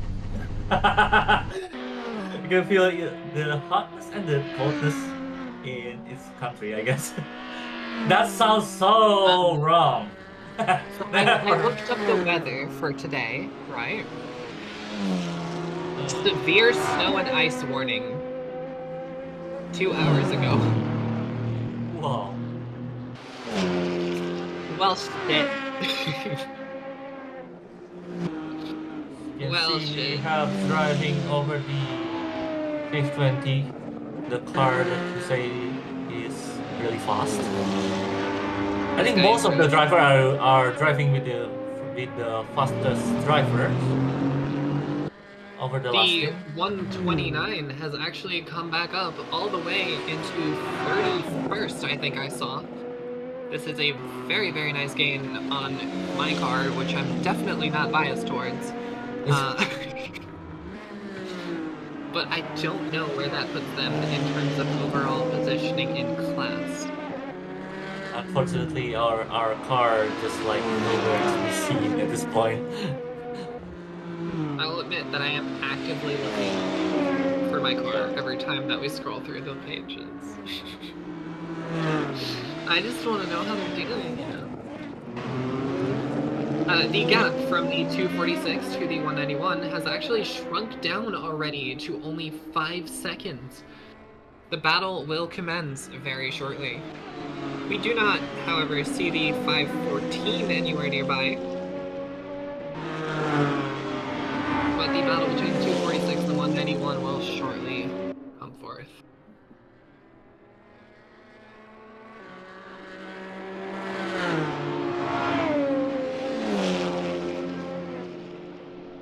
Oh yeah, actually, by the time I'm trying to communicate here, I forgot to announce it on my social media.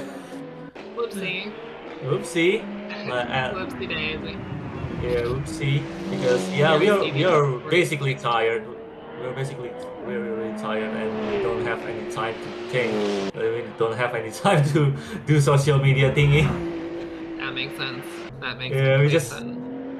Yeah, just like after this, we just like kind of rest up, like just like kind of sleep.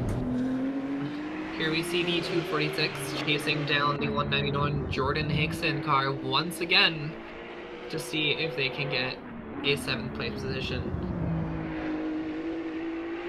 They are closing in at a gap of 6 seconds now. A gap that previously in this lap was like 16. I don't know what happened to the 191 to make that gap shrink so much. I am assuming they got stuck in traffic. I think the both of the cars are basically free of traffic, so as approaching the castle, and we might see some drivers pulling away, I think. We might see both of those drivers doing battle when in front of traffic front. We need to keep up the pace. I am also scanning through the leaderboard to see if there's any other single-digit differences going on, but I'm not seeing anything. Telephone cars have the tramp stamp, so yeah, that's sure, yeah.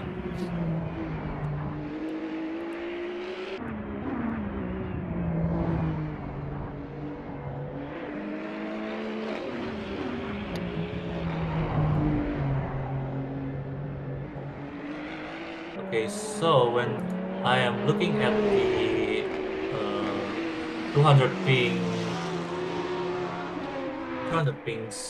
POV, and I think we are on the 86 overall, which is really nice. Yes, you are. 86 overall is basically we are coming back to the same place all over again. So yeah, we are basically recover from all of this shenanigans. Yeah. With the 86 So, as well. yeah. Deja vu. Think of it. Plans before. Is that not the perfect car? But yeah, I can see the car feels really slower when I'm looking at the POV of our team. Like it feels really fast, but it's not. Yeah, this sounds like yeah, it's really. The car feels like fast, but in fact, it's just like 200. It's like there is actually a single-digit gap between the 116 and 129 for 42nd place overall.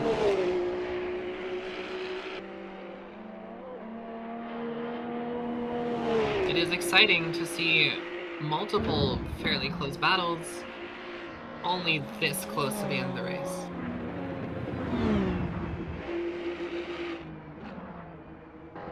I do actually wonder if that single-digit gap for the 129 is another BTCC or if it's a different class car. If it is another BTCC, that might be a very interesting kerfuffle to watch.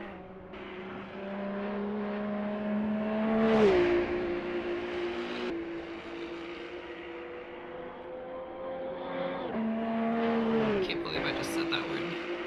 I don't fucking say kerfuffle. Who the fuck says kerfuffle? Like it works. It's a word that exists, but who the fuck uses that word? I never knew that word exists until you said so.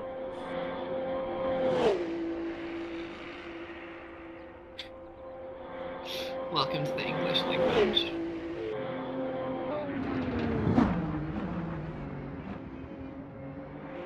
You can see the 246 is getting closer by approaching to the it is not getting much closer, honestly. The gap has been the same for the entire lap. It's not getting much closer. I think both of the drivers are having the same pace, more or less. So yeah, I think we kind of see. I kind of stay up. I think we gotta stick to this position, I guess, and hoping the driver in front doesn't make any mistake whatsoever.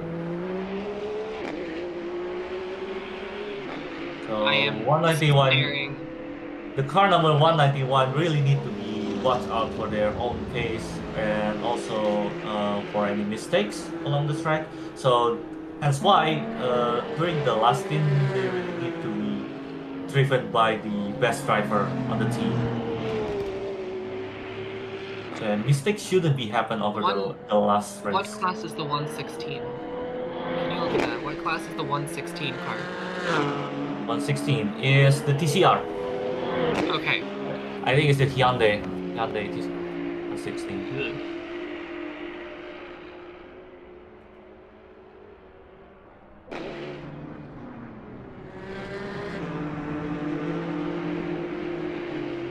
If the 191 drops pace by even just a little bit, this 246 will actually catch up to them. The gap has been 6 seconds since the lap that they came out of the pit lane, but they are both on fresh tires. Actually, no, they're not. The 246 is on fresh tires, and the 191 is not.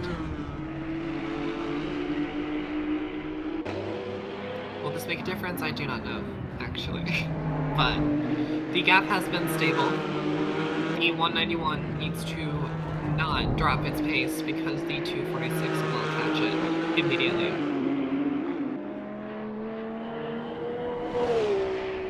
In other circuits, a 6-second gap would be an absolute world of difference. On the Nürburgring, not so much. A 6-second gap, you might as well be alongside.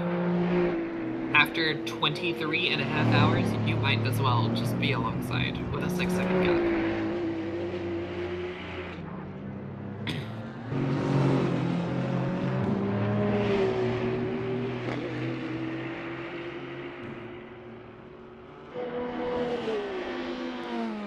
Actually, I'm still trying to looking up the action here. I guess the 246 trying to overtake the slower car. And It is gaining. It is gaining. The 246 is gaining on the 191. I think the 191 has a trouble breaking out from the traffic up ahead, and just like 246 just like swooping past through. So yeah, that's what makes the difference really low. The gap has shrunk by half a second, which doesn't sound like a lot, but trust me, it is. Oh, we see another crash. I think ahead of the Croco? No? I don't see a Coming up crash. the car, yeah. No, oh, I think the car is just... No? Okay. I think they're still fine. You're I think seeing Jordan things. really need to breaking out from the traffic up ahead. And as the 246 approaching like 5 seconds, they need to break over the slower pack as well. The gap is almost down by a whole second this lap. But we only do have 2 or 3 laps remaining. The number 40 P3 overall car has pulled into the pit lane. This may or may not give an opportunity for the 199 to take P3. It is rapidly approaching its position. The gap shrinking by a second every second.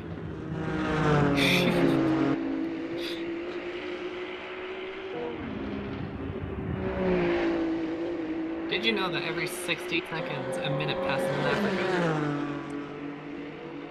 Oh, That's no, crazy, isn't it? that's really, that's really insane.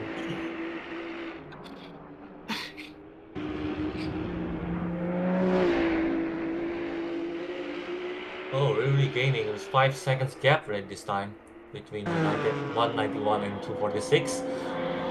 And he approaches the Castle Straight. There is a whole gaggle of cars right in front of this 191. We'll see how they both manage that traffic. Coming into the carousel, into the tight windy corners that is the post-carousel track, this might get a bit hairy for the 191 as the 246 continues to make its approach with the distance only being under 4 seconds now. But the 191 has made its way through the pack very cleanly with only the green TCR in front of him now. He is past it. Ah, yeah, it's really past it. It's really clean one from the green TCR. This means that it's all on a 246 now to show his traffic management skills because there is a bunch of TCRs between him and the 191. And this you is can see not, the 246 this around is not the a traffic, sector. yeah. This is not a sector where you want to be encountering traffic. Yeah, I think the 246 will be compromised over the pace. The green TCR letting him go as well. Yeah, See about one up the head. One. Only make it 191, yeah. Over to Beaver 1. Car is approaching really fast compared to the 199 of TCR into the Xbox. I think the gone a little bit wide. The cars has been compromised, the TCR. So you might not go to the grass and just went past through the YouTube corner right there. And the the gap has gap, increased by a little bit, but they are both through that set of TCRs. That doesn't mean that there is no traffic ahead anymore. I'm looking at the there's map. still and more there is traffic up ahead, so yeah. There is plenty of traffic up ahead. You still have to get past through another traffic up ahead, and along the Stefan Strait, that not so straight, and onto the what the fuck was that corner, as I said before. What the fuck is that corner? That's a Hyundai. Thank you. The route was 86 first. I'm pretty sure that's the 200 ping 86, by the way. Yes, it is. Yes, it is. I think he really went fast through. Really, I think 200 is actually. I cannot believe really you didn't pure. recognize your own car. I know. I recognize. It's like make sure if they have the pads on it. Oh yeah. Okay. That's our car. I'm just being mean. Don't worry about it. Yeah. I am just being mean. Yeah. I can see that 246 trying to get the slipstream off the TCR. It's not working yet, but it might work in his favor at the end. But looking at these paces, I think it's going to be a tight squeeze at that chicane. He makes it through, hunting for that. He makes it through before the chicane, so yeah.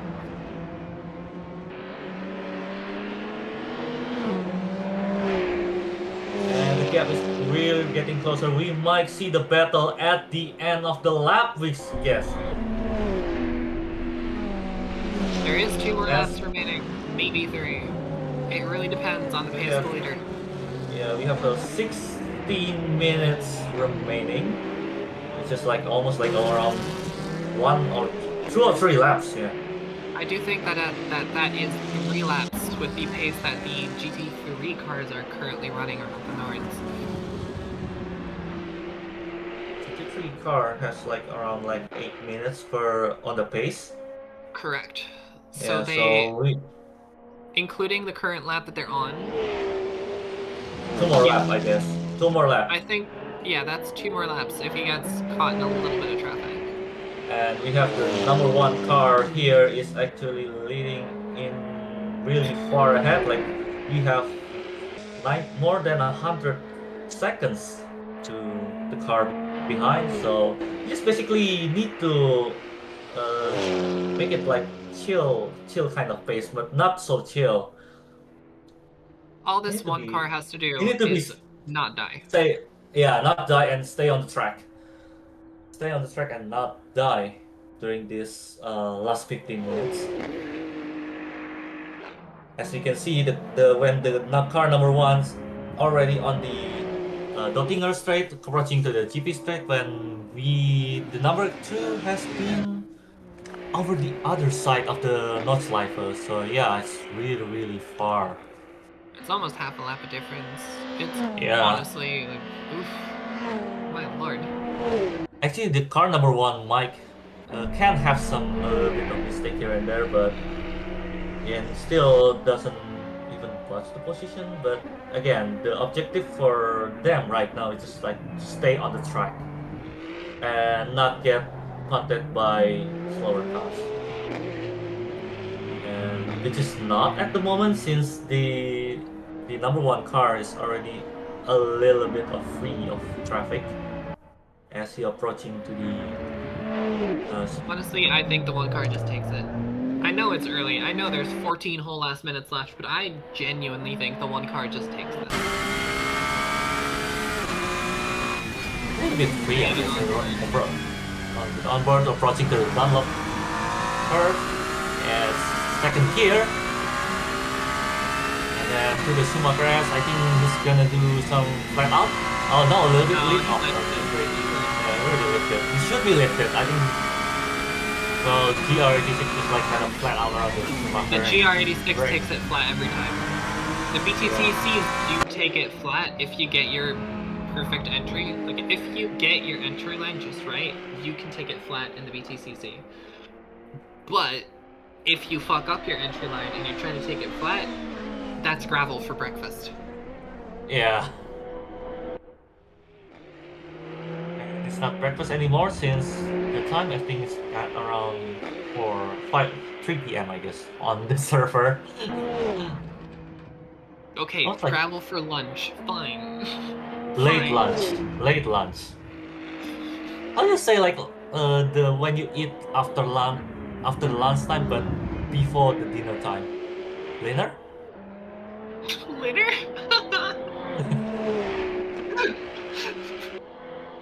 Fucking litter. Is that dinner? or I'm just making up those words? You're making up a word. I would just call that snack time. Oh yeah, tea time. No, it's snack time. Snack time, yeah.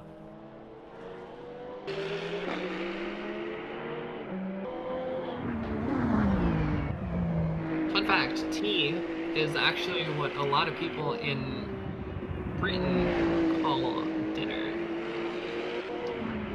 Oh, They will so ask, drink what are we tea having for tea? What are we having for tea? And that's them asking what they're having for dinner. Did you know that? Oh. I think I heard the term a little bit or one or two sometime, but I think it's kind of rare for me because Ooh, the gap is shrinking really fast. It looks like the 191 is stuck in traffic. The 246 is catching up with the quickness. The gap has shrunk to 4 seconds. the 191 went through the traffic, I guess, or the one of the slower cars TCR had. And he swapped through over the castles and really a little bit compromised around the entry, but yeah, it's still passed through. And I think there's still one car ahead. I think it's 86. Oh, the gap is still shrinking very quickly even. It's down to 3.7. The 246 are literally locked in at this point since we have I like have a feeling 11 minutes that we're left. going to see this fight in the final lap of the race. Yes, we're approaching the last 10 minutes here. And 191 is going past through yeah, the Hof Act. Is that how I pronounce it? Is that how I pronounce it? I don't know. I need to learn after this. Ooh, there's that pink Supra that I've got issues with, almost knocking this position-seeking Ferrari off course.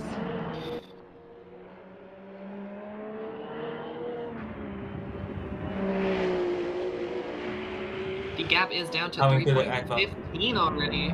Almost down to 2 point something. It's down to 299. 289. You can see the 191. Very quickly. You can see the 191 are basically in the free from the traffic, while the 246 has 186 left in front. And we are, as the 246 are approaching one of slower cars up ahead. I have a feeling that, right, like as we are noticing this gap getting smaller and smaller and smaller between those two Ferraris, so has the 191's team been noticing the gap. They have to be just fighting for their life right now to keep that 246 off them. Hello, Ruby. They need to be on I am pace so and sorry, need to stay on the track. And we, as you can see, I think the 191 is approaching to Dottinger Strait, and the GMTZ, the 246, is on the behind. Still not. 246 is rapidly approaching your position. Yeah. And I think they still don't get the slipstream enough, so we might see on the start finish straight, I guess.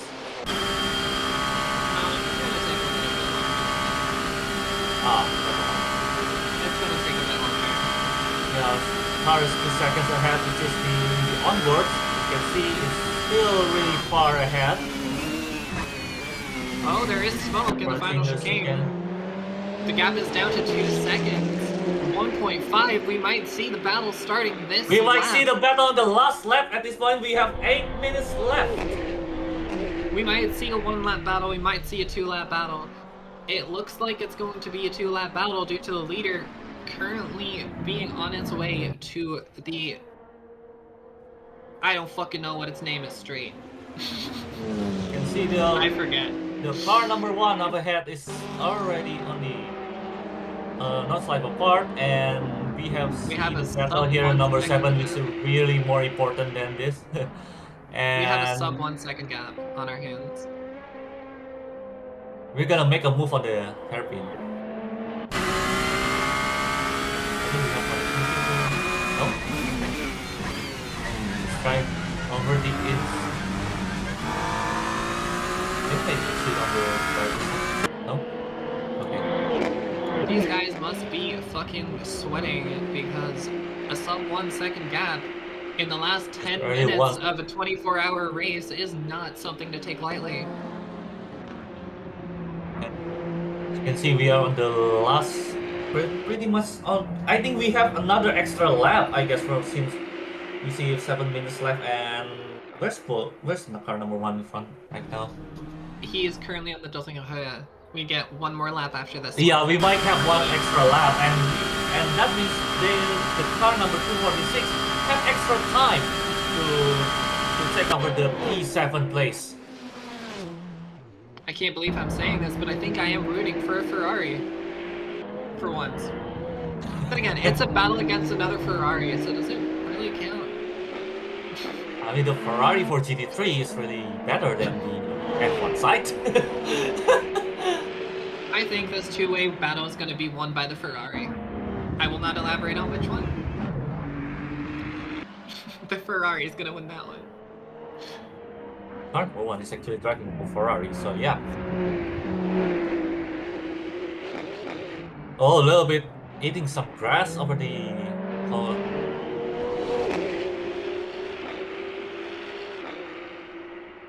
I think the car number 246 need to be a little bit of patience since we have extra lap. Could we possibly get a 191 on board? I want to see if we can see the 290, the 246 in the camera. Yeah, we can have the... That is the 246. We have 191 on board. If possible.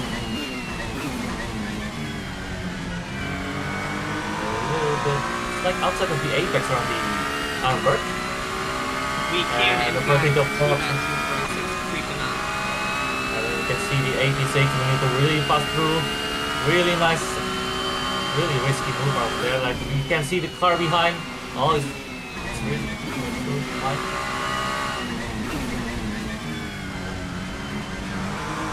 Up the balls.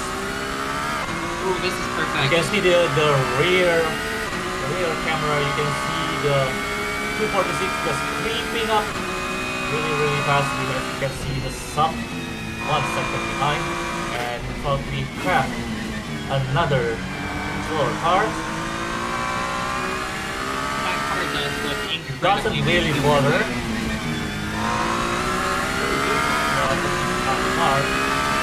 I fuck with this camera. I don't fuck with that wrong way side that is on our screen, but I fuck with this camera. Don't worry about the stop sign, you know. Gonna appear in the stream. Yeah, I noticed. I saw. I saw it, and the first thing I checked was, does this show up on stream? Yeah, we are now in the final minutes. I very heavily fuck with this camera. And as you can see, the car number 1 actually approaching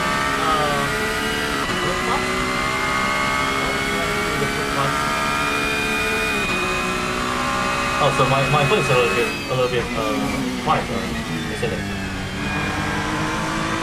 So yeah, I think 1 extra lap. I think this one is the car number 1 final lap.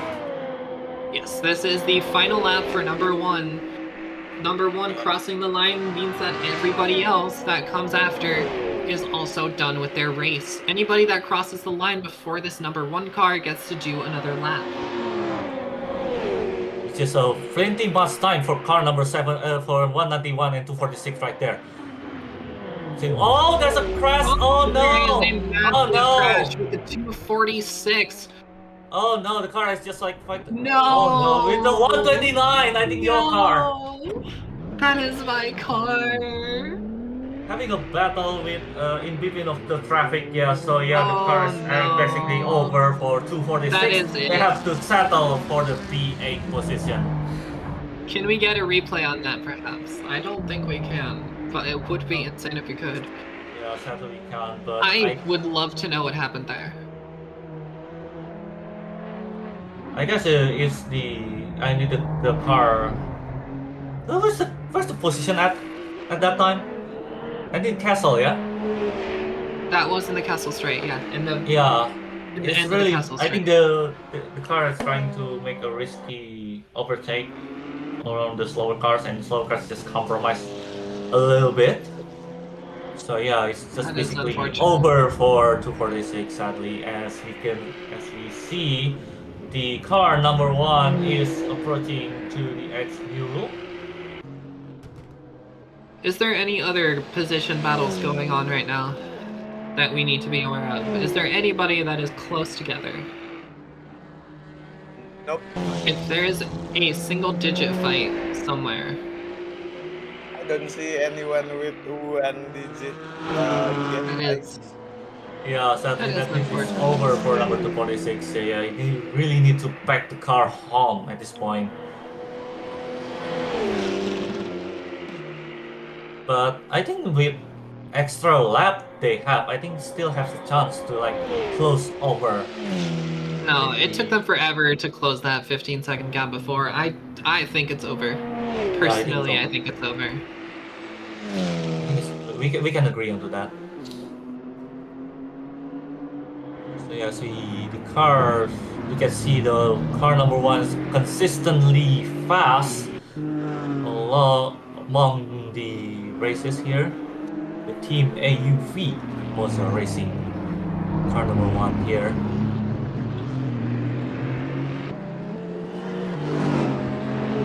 I am considering making a really stupid joke once this car passes the line. But Bochi finished the race. So the driver is Bochi. Bochi is on the wheel right now and taking a safe maneuver over the 86.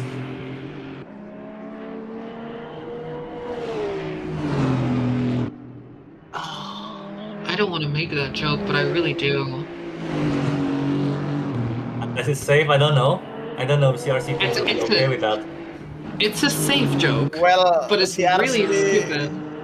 CRC is making a lot of worse jokes, I guess. So don't worry about it. It's really stupid, and I have a feeling people won't understand it. Oh, I see. It's like, am I just gonna look stupid for like a parallel that nobody understands? We have a 25 seconds left. We are on the car number 1 is on the Bluffs Garden, and as we see the clock is counting down from 10 seconds right now. You can see the race is almost over. Ladies and gentlemen, thank you so much for all those people who watching this stream. We are really appreciative for sticking together for almost 24 hours of racing here, please mind you. And as car number 1 is approaching the carousel, walking path through the traffic, you can see a little bump with the pink car right there. And we are seeing over the sector 3. Oh no, it's the Rottinger. You can see Rottinger. We have overtime. As the car is waiting, he knows it. He knows he's won. He knows he's celebrating. He's aware.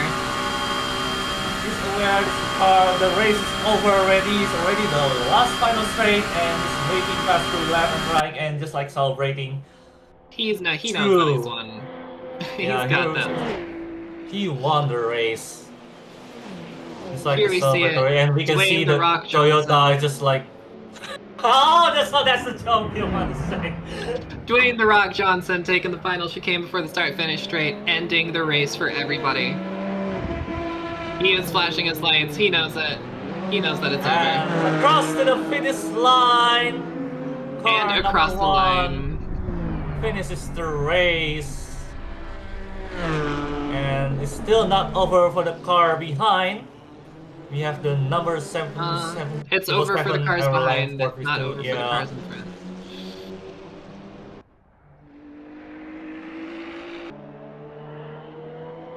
Is there any other close gaps that we need to be aware of? Cars that have not yet finished. How about the... If not, how about the car 200? I think the 200 ping has already finished the race.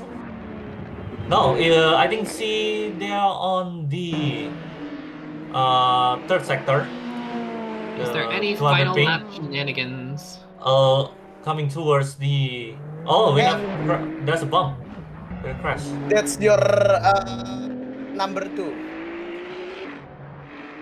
Just crash. Yeah. Damn. Really crash, but really don't do really much since I think the car behind is like a lap, 42 seconds behind. But yeah, you need to be aware not to make the same mistake again, since 42 seconds is not a lot, but when you do have a big crash, it just means really bad. As he approaches to the what's it called again? The Bergwerk, and into the Castle Street. 25 hours is including pre-race and the formation lap. Yes.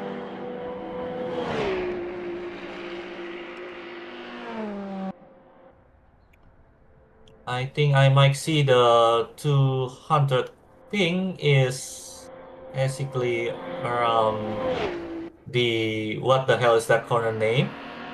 And it's now approaching the Dottinger. And he's trying to finish the race. He's trying to overtake. No, it's not. He's trying to unlap. He's trying to unlap. I see the mirror-eyed BMW coming up behind as well.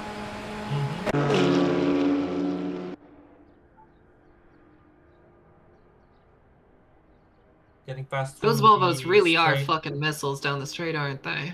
Holy shit. Yes. Those motherfuckers are fast. As you can see, the 200 is actually drafting behind. I think we might see a little bit of traffic right there. We have the Ferrari goes off the track in the final chicane. He's clipping off the grass and went off track. He's trying to over the last chicane here. 200 ping still close behind. I think he's trying to unlap, I guess. And across the finish line, we can see the cars just like parking there. And across the finish line, 200 just finished the race. Okay, the P2 is... It's really dangerous, is it? Like finish in front of the finish line. Making a barrier right there. I know it's almost the... I know the race is ended, but this is really unsafe. I would like to see what the 129 is doing right now. 129. If possible. Wait. I'm pretty sure they're over the line.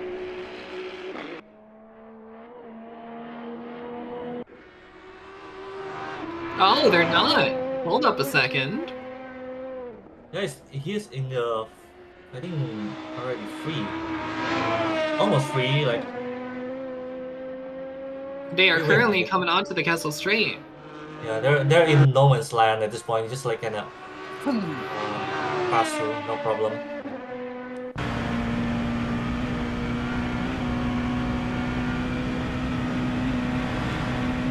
$154 laps. Oof.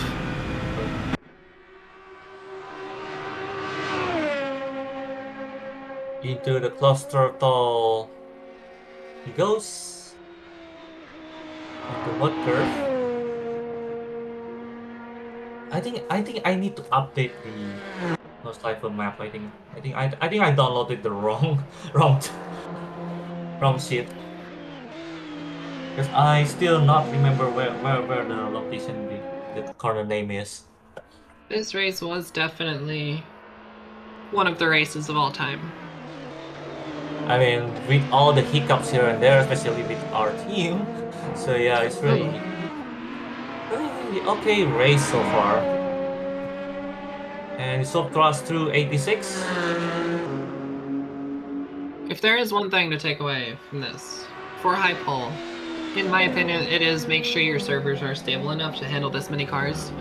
Last year we didn't have any problems, but that's because we only had half the amount of cars that were in this participation. Well, I think it's one of the biggest endurance event, I guess. It is like, one of the bigger endurance events in the year, yes. 95 cars are actually driving at the track right now. That's insane for Assetto Corsa. Yes, really. Apalagi di Assetto Corsa lagi. Okay, so kind of insane. It is. I think for HiPole it's a huge success, I guess. Yeah, I can say it's a huge success for HiPole for having the server up and running for 24 hours with 95 drivers inside and not having a single crash. Yes. That is surprising. I will agree. Yeah, it is surprising because the only issue we have is just like us connecting to their server, not the server itself. A lot of people have been having connection issues. Yeah, because the server is located at the China, so it's rarely see some DDoS happen, some attack happen. For me, I think for my Cayman is trying to fight the 129 on the final lap.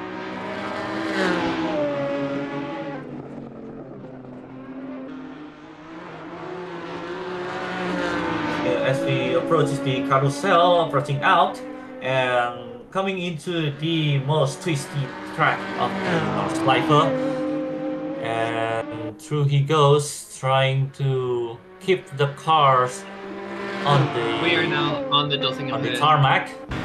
Oh yeah. Why? Oh. Okay.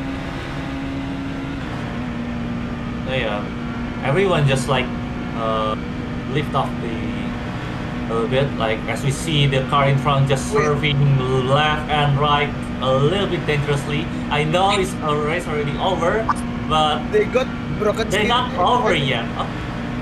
That's not broken steering wheel. It's just like celebrating like crazy. No. The full. You see the oh yeah. Oh yeah, I think yeah. It is such a crazy sight seeing the track almost entirely unoccupied in the final bits of this race here. The entire race long, we've seen cars constantly on every single bit of the track. The track was constantly in a loop of cars everywhere, and now it's just empty. Yes. I think that's the crash because I think the steering wheel has just been a little bit over to the right because there's a big crash between when the Ferrari approaching. I think that's the reason why the car is just like right there. Okay, everyone. So I think everyone's almost across the finish line. I think we can see several of them like crossing the Dottinger Strait. Oh. Can we see the Dottinger Strait, like the number 73 or 70, the position? Yeah, we are approaching the last car on the pack. Most of them are like on the chill out phase, lifting up a little bit, I guess. Some of them are like swerving left and right, and we can see all of them almost finishes the race, which is amazing. And once again, if you guys are watching this stream, I would like to say thank you very much for coming into the stream, watching the 24 hours of Nürburgring unfold. And yeah, we also thank you to the HiPole for the opportunity to broadcasting this side of the race into YouTube as well, because the stream is basically originally live streamed through Bilibili, and CRC have the opportunity to live streaming through this platform. Anything to say, Iqbal? No? Evan? Hello, yeah, I joined just. Oh yeah, so we have the current. Yeah. I'll be How's taking my Evan leave doing? now. I think my team will need me. Yeah, I just joined just to check in the last. I just want to once again from Croco ourselves. Thank you very much to HiPole. Congrats to you guys on a successful 24 hours in Nürburgring. You know, it's not easy. We know how hard it is to create a 24-hour race ourselves. And well, hopefully next year, maybe you guys over at HiPole can get over 100 cars. That'll be insane. I must admit, if we even get over 100. But yeah, I think that's all from us. Well, obviously, want to from HiPole. HiPole also obviously wants to thank you for every single one of their sponsors, Trustmaster for our games, and every single one of the participating locations across China, from all the way from Jiufen to Shanghai and many other places. Again, so yeah, we just want to say once again from Croc Racing community, we say thank you for the opportunity, and hopefully next year is gonna be even bigger. I think that's all from me, Iqbal. Thank you. Okay. I think that's enough, Evan. Yeah, as we can see, some 86 are still driving. Like it's really far away. We already a spill curve. No, he is already finished, you know. Oh yeah. It's already finished, but they're still like blowing around. Like what are they Yes. pushing? They're just doing a celebratory Yeah, lap. That's all. celebratory lap. This is the number 999, the very last numbered car. How poetic! The number one starts us off, and the number 999 will finish us off. So good to see. I just. Oh, whoa! Hey. Oh, that's really dangerous. That was incredibly close. I just realized the GT3 is so massive. Besides Well, I mean, you have to compare it to like every single other car. 86. And everyone's just doing donuts here. So I don't know what. Moving around the first chicane. Yeah, I think the race is already over. So yeah, it's really free to do so. If I don't think watching... HiPole will enforce any dangerous act like this, but it doesn't really matter anymore. Obviously, we don't enforce stuff like hitting people because we are quite scared if their direct drive wheels are very aggressive, and you know that. I think that's the only thing that we remember. I guess you're allowed to hit people and just make sure that everyone else is fine because you don't know. I think most of the PCR just like being a little bit messy, especially with the 86, like especially on the mid bikes. Then, yeah. I mean that's the issue with the sheer difference in top performance.